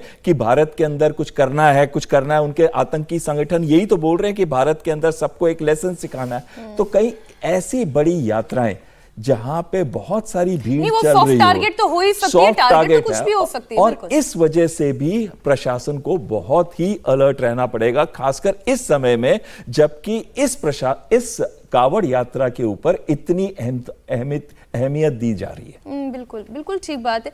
हर्षवर्धन जी, ये जो तस्वीरें हैं वो वाकई में परेशान जरूर करती हैं, लेकिन एक तस्वीर वो भी है जिसमें मैंने देखा कि कावड़ लेकर नंगे पांव पैदल चले जा रहे हैं शिव भक्त, इतने किलोमीटर की यात्रा करते हैं। कल ही की एक तस्वीर देखी, नौजवान बमुश्किल 20-22 साल का लड़का होगा, इतना भारी उसने कावड़ उठा रखा था, माथे से पसीना टपाटप टपक रहा था और पांव में जूते तक नहीं थे, वो चला जा रहा था। देखिए, मैं तो जितने कावड़ियों को मैं अब तक देखता रहा हूँ, और विशेष करके जब मैं कुछ समय देहरादून रहा और उसके बाद से मैंने ज़्यादा देखा, मुझे तो लगभग मतलब 99.99 कहाँ तक जाके रुकेगा, वहाँ तक कांवड़िए सिर्फ और सिर्फ अपनी एक उनकी लगन होती है, गंगा जल लेना, अपने आराध्य शिव को शिव मंदिर में जाकर शिवलिंग पर जाकर चढ़ा देना। उनको दाएं बाएं किसी चीज़ से मतलब ही नहीं होता है। रास्ते में कहीं वो चटाई बिछाई, लेट गए, कहीं थोड़ी देर के लिए कुछ खाना पीना है तो वो खा पी लिया। जो मटका भी रखते हैं तो नीचे स्टैंड भी उसके साथ लगा होता है, उसका भी भार होता है। 10-10, 20-20 के समूह में चलते हैं, कई तो अकेले ही निकल पड़ते हैं, कई परिवार के साथ निकलते हैं, कई लोग ऐसे होते हैं कि आगे आगे ट्रैक्टर चल रहा है, कहीं ज़्यादा मुश्किल हो गई तो कांवड़ बदल कर चलती है। तरीका कोई भी हो, लेकिन सब अपनी आस्था के साथ जा रहे होते हैं। बहुतायत लोग पाँव में कुछ नहीं पहनते हैं, उनको ये भी श्रद्धा आस्था है कैसे जाते हैं। बहुतायत लोग उससे भी आगे कुछ करते हैं, कुछ लोग बहुत न्यूनतम कुछ ये कर रहे हैं। और मुझे तो ये भी लगता है आजकल ये इतना डिबेट और इतनी सारी चीजें होने लगी हैं, हर बात पर समाजवादी पार्टी के सांसद विधायक का बयान आने लगा है। पहले तो ऐसा नहीं आता था, हर चीज का बयान भी वो देने लगे हैं। हर बार वो खड़े हो जाएं कि ना कांवड़िया तो पहचान छिपा के अगर कोई उसको खिला रहा है तो वो क्यों नहीं खा ले, क्यों वो अपनी आस्था भंग नहीं कर दे। उन चीजों पर सवाल आ जाता है कि ये भी क्यों कम्युनलाइज किया जा रहा है। मुझे लगता है कि ये मसला ज्यादा है। कांवड़िए पूरी आस्था भक्ति के साथ अपना काम कर रहे हैं, उसमें न्यूनतम लोग हैं जो ऐसा काम करते हैं, और जो ऐसा काम करेंगे उनके खिलाफ सरकार कानून के दायरे में कार्रवाई कर रही है। एक बड़ी खबर आ रही है, बड़ी खबर, बांग्लादेश एयरफोर्स का एयरक्राफ्ट गिरा है। ढाका में F-7 एयरक्राफ्ट गिरा है। कॉलेज क्लासरूम में ये एयरक्राफ्ट घुस गया। हादसे में कई लोगों के मारे जाने की खबर है। ऐसा लग रहा है कि बिल्कुल कहानी जो है जो भारत में घटी है उसी का एक दोहराव में देख रही हूं जो बांग्लादेश में हुआ है। जब यहां एयर इंडिया का भी विमान गिरा था तो ऐसा ही एक मेस था जहां पर छात्र बैठे हुए थे, MBBS के बच्चे थे, और उनकी जान चली गई। और अब कॉलेज के क्लासरूम में एक एयरक्राफ्ट गिरा और कई लोगों के मारे जाने की खबर आ रही है। तस्वीरें इस वक्त आपके सामने, बांग्लादेश एयरफोर्स का ये एयरक्राफ्ट है, ढाका की ये खबर है, ये घटना और ये तस्वीरें आपके सामने जब F-7 एयरक्राफ्ट इस क्लासरूम में आकर गिरा और फिर कितनी तबाही हुई वो तस्वीरें खुद ब खुद बता रही हैं। सर, ये तस्वीरें हम देख पा रहे हैं, F-7 एयरक्राफ्ट का गिर जाना, वो भी एक क्लासरूम के अंदर गिरना। ये दोपहर का वक्त हो रहा है, इससे थोड़ी देर पहले की ये घटना है। क्लासरूम में स्टूडेंट्स होंगे, बिल्कुल। F7 का जो इक्विवेलेंट एयरक्राफ्ट है वो MiG-21 है। हमने तो अब सारे ही अपने MiG-21 को जो है उनको मौतबॉल कर दिया है, यानी कि उनको रिटायर कर दिया है। लेकिन अभी भी बांग्लादेश की वो स्थिति नहीं है कि वो अपने F7 एयरक्राफ्ट को रिटायर कर दे, तो उनको फ्लाई करना पड़ रहा है क्योंकि उनके स्क्वाड्रन्स बहुत कम है। उसमें F7 एयरक्राफ्ट एक अहम एयरक्राफ्ट आता है। और ये कौन सा एयरक्राफ्ट है? ये चीनी एयरक्राफ्ट है। वैसे भी आपको मालूम है कि चीन की कोई भी चीज होती है, उसकी रिलायबिलिटी, उसकी सर्विसिबिलिटी, उस पर हमेशा से प्रश्न उठते आए हैं। तीसरी चीज जो आती है, ये जो समय होता है दोपहर का, इस समय पे या तो ये टेक्निकल प्रॉब्लम हो सकती है जो इंजन रिलेटेड भी हो सकती है, या फिर बर्ड हिट भी हो सकता है, क्योंकि ऐसे समय में बर्ड्स भी आसमान में काफी उड़ती हैं। और जब पायलट का किसी वजह से भी इंजन फेलियर होता है, टेक्निकल रीजन से या बर्ड हिट से, उसके पास समय बहुत कम होता है। और ढाका एयरफील्ड के अंदर, तेजगांव एयरफील्ड है, उसके अंदर ये जहाज ऑपरेट करते हैं, समय नहीं होता। इस वजह से वो पायलट अगर इजेक्ट कर जाता है तो जहाज उसके बाद कंट्रोल पे नहीं होता, वो कहीं पे भी जाके गिर सकता है। और यहां पे वो क्लासरूम में गिरा और कई लोगों की इसमें जरूर मौत हो गई होगी। हम पाकिस्तान की खबर आपको बताएं, उससे पहले पड़ोसी मुल्क बांग्लादेश में एक बड़ा विमान हादसा हुआ है। एयरफोर्स का एयरक्राफ्ट क्रैश हुआ है। ढाका में F7 एयरक्राफ्ट क्रैश हुआ है और ये कॉलेज क्लासरूम में घुसा है। इस हादसे में कई लोगों के मारे जाने की खबर आ रही है। वहां पर रेस्क्यू ऑपरेशन चलाया जा रहा है और जो तस्वीरें हैं, क्लासरूम का एक हिस्सा पूरी तरीके से तबाह हो गया है, बर्बाद हो गया है। और F-17 की भी जो स्थिति दिखाई दे रही है, उसे देखकर ये तो समझा जा सकता है कि बहुत बड़ा डैमेज हुआ है। सर, कई लोगों की मौत भी हो गई है इस हादसे में। आप पहले तो ये बता सकते हैं कि जितनी ये तस्वीरें हम देख रहे हैं, एग्जैक्टली ये क्या है? देखिए, ये पीछे का हिस्सा है, एग्जॉस्ट कहते हैं जहाज का। ये F7 जहाज, जैसे मैं आपको पहले ही बता रहा था, MiG-21 एयरक्राफ्ट का इक्विवेलेंट है, चाइनीज वर्जन। तो इसको देखिए किस तरीके से वो गया है। ये ऊपर से जो पायलट इजेक्ट किया है कि नहीं किया, ये हमें नहीं पता अभी, लेकिन अगर वो इजेक्ट कर चुका है तो ये अनकंट्रोल्ड फैशन से आया है और बिल्डिंग को चीरते हुए क्लासरूम के अंदर जाके ऐसे इंपैक्ट किया। तो कहीं ना कहीं इससे पहले भी उसके कुछ टुकड़े हो गए हैं, पर जो मेन इंजन के पीछे वाला टुकड़ा है वो अब यहाँ पे दिख रहा है, जिसको टेल पोर्शन कहते हैं। और साथ में ये बहुत क्लियरली एग्जॉस्ट दिख रहा है। और देखिए, अभी भी धुआं आ रहा है। इसका क्या मतलब है? इसका ये मतलब है कि इसको आग भी हल्की या ज्यादा लगी होगी और इसके ऊपर फायर फाइटिंग ऑपरेशंस भी हो रहे हैं। और वहां पे आप उनके सेना के जवान भी देख रहे हैं। लेकिन क्लासरूम, जिस भी क्लासरूम में लगा होगा, अगर हम कहे 50 से 60 भी बच्चे हों उस क्लासरूम के अंदर, और ये एक जगह पे इंपैक्ट नहीं होगा, साथ वाली क्लासरूम्स पे भी इसका इंपैक्ट हुआ होगा। और आप देखिए, ये साइड से अंदर आया है, लेकिन एंगल और ट्रैजेक्टरी जो है इसकी है अबाउट 40 डिग्रीज या 30 डिग्रीज और 40 डिग्रीज के बीच में है। अब जितनी भी, सबसे पहले क्या करती है सेना, इसको चारों तरफ से घेर के कॉर्डन ऑफ कर देती है उस एरिया को, ताकि और लोग भी इसकी चपेट में ना आए। दूसरी चीज है वो उसका फायर फाइटिंग ऑपरेशन करती है। तीसरी, इनका जो ब्लैक बॉक्स टाइप चीज होती है जो हर जहाज में होती है, उसको निकाला जाता है ताकि इंक्वायरी में ये पता चल सके कि क्या रीजन है इसका जहाज के क्रैश का क्या रीजन है। लेकिन ये तो क्लियर है कि इसके इंजन में कोई प्रॉब्लम होगी, चाहे वो टेक्निकली हो, बर्ड हिट से हो या किसी और वजह से। F7 आप जैसे अभी थोड़ी देर पहले बता रहे थे कि इसे भी अब हटा देना चाहिए, इसे इस्तेमाल करने की स्थिति में अब नहीं, ये विमान नहीं है इस्तेमाल करने की स्थिति। ये अब 50-60 साल पुराने जहाज हैं। इनको ऑपरेट करते हुए बांग्लादेश में 91 से 94, सॉरी माफ कीजिएगा, 94 से 97 तक था। उस समय बांग्लादेश में ये F7 जहाज तब भी उड़ाया जा रहा था। यानी कि 30 साल पहले जब मैं वहां था, इस F7 में जाके मैं कॉकपिट में भी, ये वाला नहीं पर इस टाइप के F7 के कॉकपिट में भी बैठ के मैंने उसको देखा था वहां पे, जब मैं उनके एयरफोर्स स्टेशन को मैंने विजिट किया था। तो कहीं ना कहीं ये जहाज 30 साल पहले अगर मैंने देखा है, उससे भी 20 साल पहले का जहाज है, तो ये 50 साल के करीब इस जहाज को हो गए। और जब जहाज ओल्ड होते हैं तो उसके अंदर दो चीजों में प्रॉब्लम होती है। एक तो स्पेयर पार्ट्स ज्यादा मांगते हैं, मेंटेनेंस ज्यादा मांगते हैं, और स्पेयर पार्ट्स अवेलेबल भी नहीं होते क्योंकि उनकी प्रोडक्शन लाइंस जो है बंद हो चुकी होती है। और साथ में जो स्ट्रक्चर का फेलियर रेट होता है वो ज्यादा तेज हो जाता है। यानी कि जहाज के पार्ट्स जो एक टाइम तक, आप कहते हैं कि जैसे हम कह रहे थे ना 15 साल के बाद डीजल व्हीकल नहीं चलाएंगे, तो सोचिए 40 साल के बाद और 50 साल के बाद अब जब जहाज चलाते हैं तो जहाज के भी स्ट्रक्चरल पार्ट्स का फेलियर शुरू हो जाता है। और ये कब होगा ये पायलट को भी नहीं पता होता। और क्योंकि इसकी जो सर्विसिंग होती है, हम सारे जहाजों को खोलते नहीं है हर सर्विसिंग के अंदर, वो 50 घंटे की हो सकती है, 100, 200, 400 घंटे की सर्विसिंग, 400 की घंटे की सर्विसिंग पे जाके जहाज को ले जाते हैं। तो ये भी नहीं पता चलता जब जहाज ओल्ड होते हैं कि जहाज इसका कौन सा पार्ट फेल हो सकता है, क्योंकि हम उस लेवल की सर्विसिंग उससे पहले शायद और कितना अनफॉर्चुनेट है कि क्लासरूम में आकर ये गिरा है, कितने मासूमों की जान चली गई होगी। अभी तक कोई डिटेल हालांकि बांग्लादेश से आई नहीं है। इस वक्त रेस्क्यू ऑपरेशन चल रहा है और डिटेल सामने आएंगी तो हम आपके सामने रखेंगे। बात एक और पड़ोसी मुल्क की कर लेते हैं, पाकिस्तान की। पाकिस्तान में सियासी टेंशन का लेवल हर दिन के साथ बढ़ता चला जा रहा है। हासिम मुनीर पाकिस्तान में तख्ता पलट करने के ट्रैक पर हैं। ऐसे में इमरान खान की पार्टी ने विरोध का बिगुल फूंक दिया है।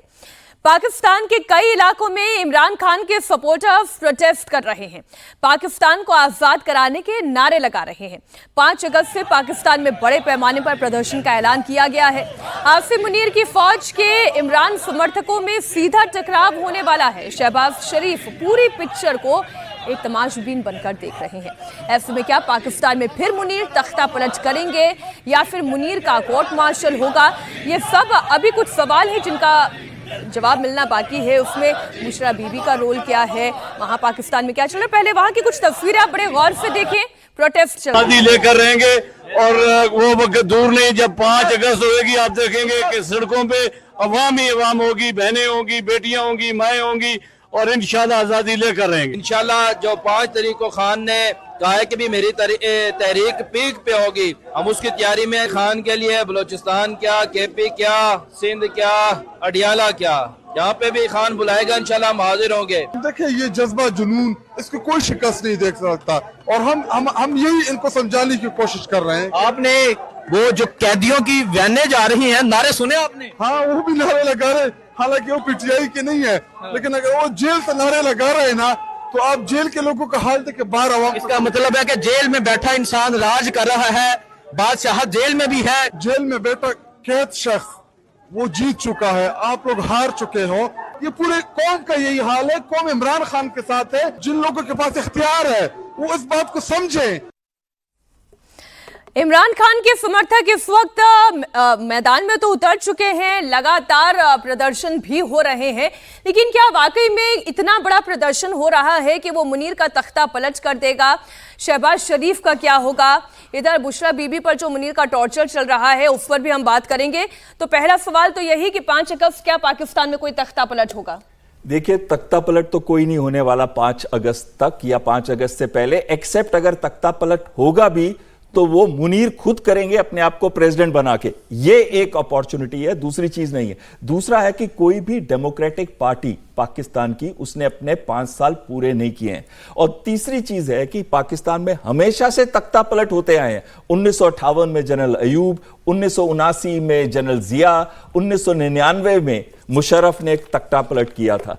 तो और साथ में क्या है, जब ये अपने पिछले पीटीआई का पार्टी से जीत के जब सत्ता में थे इमरान खान, तो इनकी आर्मी चीफ के साथ बनती नहीं थी। जनरल बेग के साथ, जनरल बेग थे कौन उस समय जो भी जनरल थे, उनके साथ बनती नहीं थी इनकी।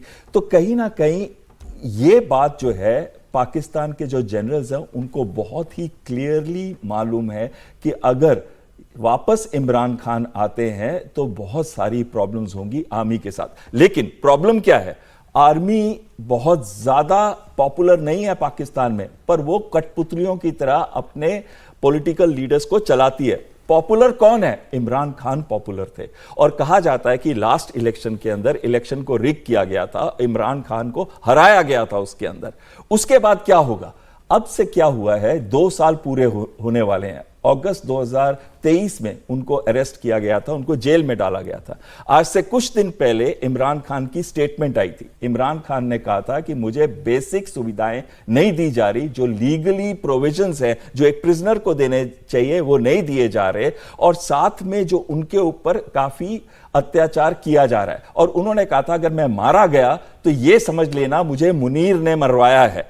और इसकी वजह से भी, और उनके 2 बच्चे जो हैं कासिम और सुलेमान, वो दोनों ब्रिटिश सिटीजन हैं, वो अभी अमेरिका गए हैं, अमेरिका से यहां आएंगे पाकिस्तान, और वो भी शामिल होंगे इस प्रोटेस्ट के अंदर कि इमरान खान को रिलीज किया जाए। बुशरा बीवी भी अरेस्टेड है, उनके ऊपर भी अत्याचार किए जा रहे हैं, वो उनको यही कह रहे हैं कि बेसिक उन्हें राइट्स नहीं दे रहे। बेसिक राइट्स नहीं दे रहे हैं। और ये भी एक आशंका जताई जा रही है विजय जी कि इमरान खान के साथ भी कुछ गलत हो सकता है, उनकी भी जान को खतरा है। नहीं, इस आशंका से इनकार नहीं किया जा सकता और इमरान खान पहले भी इस बारे में कई बार बात कर चुके हैं। बुशरा को लेकर भी ये बात हुई है और जो इमरान खान साहब की पार्टी है वो वहाँ पर सड़कों पर आ गई है। लेकिन मुझे लगता है कि जितना ये सब कर रहे हैं और उनके दोनों बेटे जो हैं वो आने वाले हैं वहाँ से, अमेरिका से, तो मुनीर साहब की मदद कर रहे हैं इनडायरेक्टली, क्योंकि मुनीर साहब के पास ये बहाना मिल जाएगा कि देश में बहुत अराजकता हो गई है, इसको कानून व्यवस्था की प्रॉब्लम है और ये शहबाज शरीफ साहब तो उसको संभाल नहीं पा रहे, तो उसके लिए ज़रूरत है और वो तख्ता पलट के लिए उनको ज़्यादा वजह मिल जाएंगी कि पाकिस्तान में तख्ता पलट करें। शहबाज शरीफ का तो इसमें कोई रोल नहीं है, हम लोग इसलिए याद करते क्योंकि वो हैं वहाँ पर, एक पद उनको दिया हुआ है। एक पद उनको दिया हुआ है, तो वो प्रधानमंत्री के तौर पर, वजीर आजम के तौर पर काम कर रहे हैं, वो ठीक है। लेकिन मुझे लगता है जितना बड़ा ये आंदोलन होगा, जितना बड़ा प्रदर्शन होगा, बड़ा ही होगा। जिस तरह से ये पाकिस्तान की जो पार्टी है PTI जो है उनकी, इमरान खान साहब की, वो बड़ी ताकत से इस पूरे काम में लगे हुए हैं, तहरीर इंसाफ। तो जितना बड़ा ये प्रदर्शन होगा उतने ज़्यादा चांसेज वहाँ पर तख्ता पलट के होंगे, ऐसा मुझे लगता है। क्योंकि पाकिस्तान को मैंने बहुत लंबे समय तक स्टडी किया है और वहाँ ये मदद करते हैं फौज को कि वो उस पर कब्जा कर सके किस तरह से, यदि स्थितियां खराब होती है तो। अभी मुनीर कोई गेम नहीं खेल रहे हैं हर्षवर्धन जी, अभी मुनीर का कोई गेम अभी है ही नहीं एक्शन में। वो सिर्फ वेट एंड वॉच की स्थिति में है कि कितना बड़ा प्रदर्शन होता है, सड़कों पर क्या स्थिति पैदा होती है। नहीं, देखिए, मुनीर तो गेम तो वही कर रहे हैं जो कुछ भी कर रहे हैं, वहाँ के पूरे पॉलिटिकल प्रोसेस को ठप कर दिया है और घोषित अघोषित आप जो भी मान ले, अब मुनीर ही पावर में है। जो विजय जी कह रहे हैं वो बात कुछ हद तक ठीक है, लेकिन अगर ये नहीं होगा तो पॉलिटिकल प्रोसेस तो वैसे ही ठप है। शहबाज शरीफ तो किसी तरह की मतलब जो कहते हैं डेमोक्रेटिक प्रोसेस ही नहीं चला रहे हैं। अब इसके आगे क्या, मान लीजिए ये आंदोलन बहुत बड़ा होता है और मुनीर कहते हैं कि हम अब राष्ट्रपति की कुर्सी पर आ जाएंगे। शराफत से मुनीर को सुन रहे हैं, उनके हिसाब नहीं, से शरीफ की शराफत भी नहीं, शरीफ अशक्त, असहाय, निरीह, ऐसा कोई शब्द उनके लिए कहिए। शरीफ शब्द तो बड़ा होता है, शरीफ जैसा कुछ नहीं उनमें। मुनीर के लिए तो वही शरीफ है ना। हाँ, लेकिन फिर भी वो असक्त, असहाय और निरीह है वो।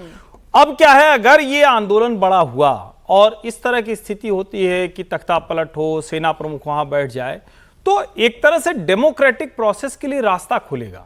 पाकिस्तान की एक ये भी मुश्किल है कि जब तक इतना जाकर नहीं होगा तब तक वो रास्ता खुलेगा नहीं।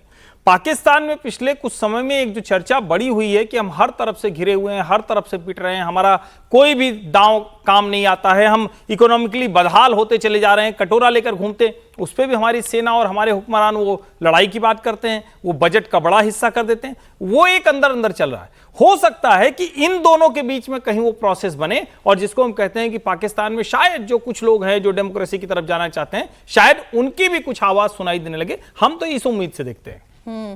अच्छा, ये समीर जी, एक टेक इसमें आपका भी, इमरान खान की पार्टी के पास भी तो इसके अलावा और कोई विकल्प नहीं है कि वो प्रोटेस्ट करे, अपनी आवाज उठाए, जिस हद तक वो बड़ा कर सकते उस हद तक बड़ा कुछ करने की कोशिश करें। देखिए, मुझे लगता है कि अब बहुत देर हो चुकी है इमरान खान की पार्टी के लिए। जब उन्हें गिरफ्तार किया गया था, जब उनके ऊपर तमाम तरह के आरोप लगे, भ्रष्टाचार के आरोप लगे, उनको जेल भेजा गया, उनकी पत्नी, लेकिन उस वक्त तो बड़ा मोमेंटम क्रिएट किया, लेकिन उसके बाद से पार्टी शांत हो गई। आपके तमाम बड़े लीडर ने सरेंडर कर दिया, कई लोगों को जेल भेज दिया गया, कोई भ्रष्टाचार के आरोप में तो उन्हें डराया गया सेना ने, उन्होंने अपने कदम वापस खींच लिए। और आप देखिए, पिछले एक साल से कोई बड़ा आंदोलन आप खड़ा नहीं कर पाए। अब मुनीर बहुत ताकतवर वहां पर सेना प्रमुख बन चुके हैं, वहां पर सरकार उनकी पूरी मुट्ठी में, और मुझे लग रहा है कि इसका बहुत ज्यादा असर नहीं होगा।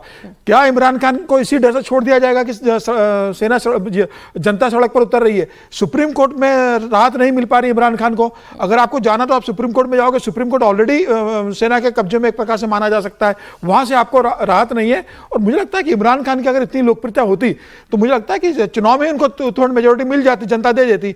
वहां कोई भी नेता इतना लोकप्रिय कभी नहीं रहा कि उसे पूर्ण एब्सोल्यूट मेजोरिटी पाकिस्तान में दी, और कोई भी सरकार अपना कार्यकाल पूरा नहीं कर पाई। सेना वहां हमेशा एक प्रभावी फोर्स रहा है और वो बना रहेगा। इमरान इमरान खान को भले ही ये राहत के समझौते के बाद में कुछ छोड़ दिया जाए, ताकत पॉलिटिकली राजनीतिक रूप से मुझे लगता है इमरान खान का भविष्य बहुत ज्यादा पाकिस्तान की राजनीति में नहीं है। कोई नया नेता उभरे, कोई नया नेतृत्व आए, वो अगर कंट्रोल करे, लेकिन फिर भी पाकिस्तान की राजनीति में सेना का इतना दखल और इतना कंट्रोल है कि बिना सेना के कोई सत्ता में आ नहीं सकता, बिना सेना के कोई चुनाव लड़ नहीं सकता, बिना सेना के किसी राजनीतिक दल को बहुत मान्यता मिल नहीं सकती। तो मुझे लगता है कि ये बहुत आसान लड़ाई नहीं है।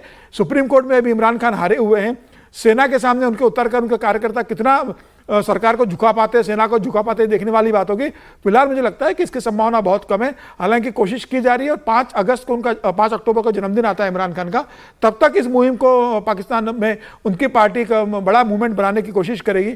अब उनके बेटे आकर क्या करते हैं, वो पूरे समय ब्रिटेन में रहे, पाकिस्तान में उनका कोई बड़ा नेटवर्क नहीं है, कोई एक्सेप्टेंस नहीं है, क्या पाकिस्तान की सरकार उनको वहां पर एक आंदोलन करने की अनुमति देगी विदेशी नागरिक को अपने देश में, ये तमाम तरह की बातें होगी। तो मुझे लगता है आने वाला समय तय करेगा, लेकिन फिलहाल इमरान खान के पास बहुत ज्यादा विकल्प नहीं है। फिर पाकिस्तान में एक्सेप्टेंस किस नेता की बची है अब? देखिए, पाकिस्तान में एक इमरान खान को छोड़ दे जो बहुत ही पॉपुलर है, तो किसी भी पॉलिटिकल लीडर की एक्सेप्टेंस ज्यादा नहीं है। लेकिन प्रॉब्लम क्या है कि पाकिस्तान में पॉलिटिकल प्रोसेस तो है ही नहीं।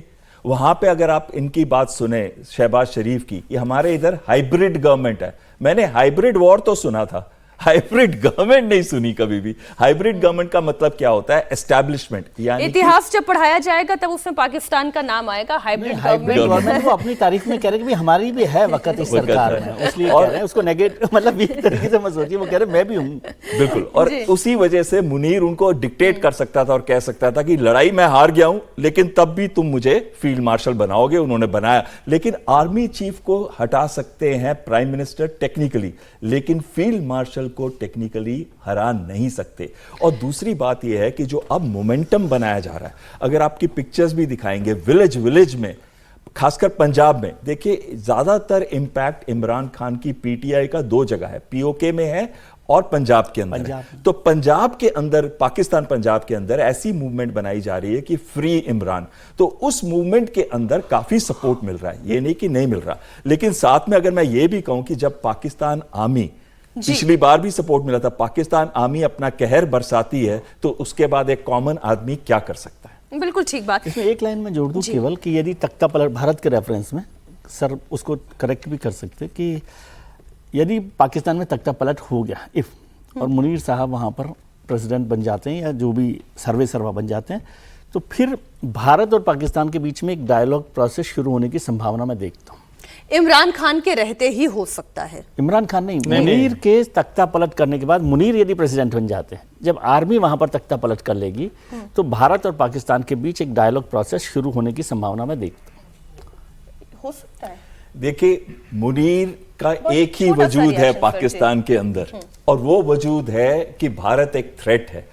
हिंदू मुस्लिम डिवाइड के बारे में बात करते हैं, 2 नेशन थ्योरी के बात करते हैं, हिंदूज को हेट करते हैं और मोदी जी को स्पेशली हेट करते हैं। तो यस, जब वो अपनी पूरी पावर साथ ले आएंगे, ये तो डिवाइड करने के लिए सही बात है। अब अपने देश में भी ओपिनियन अपनी तरफ लाना चाहते हैं, विदेश में भी अपनी तरफ लाना चाहते हैं, तो ये एक नैरेटिव बनाते हैं वो, ये नैरेटिव सही है। लेकिन जो भी पाकिस्तान को हेड करेगा, चाहे वो मुनीर ही क्यों ना कहें, तो यहां पे मैं विजय जी के साथ सहमत हूं, चाहे वो पाकिस्तान में मुनीर हेड करे या कोई भी करे, भारत के बिना, बातचीत के बिना उनका वजूद नहीं रहेगा। ठीक, एक और खबर, संसद में सियासी रण चल रहा है तो उधर बंगाल की सड़क पर भी इस वक्त संग्राम है। एक तरफ ममता बनर्जी शहीद दिवस मना रही हैं, तो इसके जवाब में बीजेपी उत्तर कन्या अभियान सिलीगुड़ी से शुरू कर रही है। कोलकाता में ममता बनर्जी खुद मैदान में उतरी हैं। कोलकाता की सड़कों पर जन सैलाब उमड़ पड़ा है। ममता बनर्जी शहीद दिवस मना रही हैं। 1993 में आंदोलन के दौरान पुलिस की गोली से मारे गए कार्यकर्ताओं को याद किया जा रहा है, लेकिन भाषण सियासी है, निशाने पर नरेंद्र मोदी है और चुनाव आयोग है। ममता ने मंच से चुनाव आयोग को ओपन चैलेंज दिया, कहा कि अगर बिहार की तरह बंगाल में वोटर लिस्ट रिवीजन हुआ तो ईंट से ईंट बजा देंगे। ममता बनर्जी ने साफ कहा, वोटर लिस्ट में किसी का नाम मैं कटने नहीं दूंगी। उन्होंने पीएम मोदी के दुर्गापुर में दिए गए बयान पर भी तंज कसा और कहा कि आप बंगाल से डरते हैं, आपकी यही दिक्कत है। ममता बनर्जी ने क्या कहा वो आप सुने। बोलते परिवर्तन आने से उन्नयन कर देगा। बोलून आप तो दिल्ली में हैं 11 साल, क्या उन्नयन किया? 2 करोड़ लोग के नौकरी देने का वादा किया था, कुछ नहीं हुआ। 15 लाख करके बैंक लोन देने कहा था, बैंक मनी वोट लिया था झूठा कह के, क्या दिया? ब्लैक मनी वापस ले आएंगे, क्या किया? कुछ नहीं कर पाया। और अभी कहते हैं बंगाल में आप डेवलपमेंट करेंगे, आप 100 दिन का काम बंद कर दिया, बांग्ला बाड़ी बंद कर दिया, ग्रामीण रोड बंद कर दिया, लोगों को जेल में डाल रहा है, लोगों को डिटेंशन कैंप में डाल रहा है। क्या बांग्ला भाषा में बात करना क्या प्रॉब्लम है? आपका दिक्कत है? हम तो सोचता है बांग्ला भाषा में बात करने से आप डर जाता है। हम इलेक्शन कमीशन को चेयर को रेस्पेक्ट करते हैं, लेकिन जैसे बिहार में 40 लाखों का ज्यादा आदमी को नाम निकाल दिया और बंगाल में भी करने वाला है, अगर करेगा तो घेराव कर्मसूची करेंगे, पूरा घेराव होगा, पूरा आंदोलन होगा। हम नाम काटने नहीं देंगे, हम नाम डालने नहीं देंगे डिटेंशन कैंप में। तो ये देखिए 26 वाला मंच है, ये जो आप देख रहे हैं, ऐसा नहीं है केवल शहीदों को नमन है, शहीदों को याद किया जा रहा है। बंगाली भाषा की बात की और भाषण का इतना हिस्सा जो यहाँ दिल्ली तक पहुंचाना था पूरा हिंदी में उन्होंने दिया है। और उन्होंने एक बात साफ कही है हर्षवर्धन जी कि नाम कटने नहीं देंगे, ईंट से ईंट बजा देंगे। इलेक्शन कमीशन को सीधी चेतावनी। नहीं, वो ईंट से ईंट तो बजा ही रही हैं बंगाल की, बंगाल के उद्योगों की, बंगाल के लोगों की, बंगाल की संस्कृति की, बंगाली अस्मिता की, बंगाली भाव की, बंगाली नवजागरण की, सबकी ईंट से ईंट बजा चुकी हैं। अब और किस चीज़ की ईंट से ईंट बजाएंगी? जिस कलकत्ता को भारत का सबसे आधुनिक, सबसे शानदार तरीके से बसा हुआ शहर माना जाता था, उसको पहले कम्युनिस्टों ने बर्बाद किया, अब ममता जी ने उसको कई डिग्री आगे बढ़ा दिया और अब तो 15 साल उनके पूरे हो जाएंगे। ममता जी को हटाना भारतीय जनता पार्टी के लिए बहुत टेढ़ी खीर, आसान नहीं है। वो सचमुच ईंट से ईंट बजा ही रही हैं, लेकिन क्या बंगाल की जनता इसे यूं ही स्टेटस को बर्दाश्त करती रहेगी? क्या बंगाल की जनता को ये ठीक लगता है कि आप कलकत्ता जैसे अत्याधुनिक शहर में उतरिए और आज के समय में वो दूसरे शहरों से ऐसे पीछे हो गया है? देश के दूसरे राज्यों के टीयर 2 सिटीज जैसा वो वहां वातावरण नहीं है। इतनी गंदगी, ट्रेड यूनियन का इतना बवाल, अच्छी अच्छी इमारत, वहां बड़े बड़े होटल में आप रुकिए और उसके नीचे की दुकानें आप उनको हटा नहीं सकते। इंडस्ट्री का पूरा माहौल खत्म कर दिया है और उसके बाद ममता बनर्जी कहती हैं कि डेवलपमेंट वो क्या करने आएंगे। मुझे लगता है कि सचमुच बंगाल के लोगों को सोचने की बात है। और जहां तक रही बात कि आप किसी को कटने नहीं देंगे, किसी को डालने नहीं देंगे, क्या लोकतंत्र को समाप्त करेंगे क्या ममता जी? चुनाव आयोग या मतदाता सूची का नाम रिवीजन वाया चुनाव आयोग, ये तो लोकतांत्रिक प्रक्रिया है ना भाई। मेरा नाम कटेगा और जुड़ेगा, जिसका नाम नाजायज होगा, गलत होगा, डुप्लीकेट होगा, बोगस होगा, वो कटेगा और जिसका नाम सही होगा वो जुड़ेगा। मान लीजिए कि मैं कल को कलकत्ता रहने चला जाऊं तो मेरा नाम नहीं डलेगा, वो तो कह रहे हैं कि नहीं डलेगा और ये खतरनाक है। और अगर कलकत्ता से कोई चला गया है तो उसका नाम कटना भी चाहिए। तो ममता बनर्जी, उनको भी कहीं न कहीं एक डर तो लगता ही होगा। और अच्छा है कि इतनी ऊर्जा है उनके अंदर, इतनी शक्ति, इतनी ताकत है, बड़ी शानदार नेता हैं, लेकिन दुर्भाग्य से उस अपनी ताकत का उपयोग, जिस ताकत से उन्होंने राइटर्स बिल्डिंग के सामने एक बड़ा आंदोलन खड़ा किया था, 15 साल की सत्ता हो गई, बंगाल को, बंगालियों को, बंगाल के लोगों को कुछ नहीं दिया। आज कहानी कुर्सी की में चर्चा में इतना ही। बहुत शुक्रिया सुमीर जी, बहल साहब, विजय त्रिवेदी जी, हर्षवर्धन जी हमारे साथ जुड़ने के लिए, चर्चा में भाग लेने के लिए।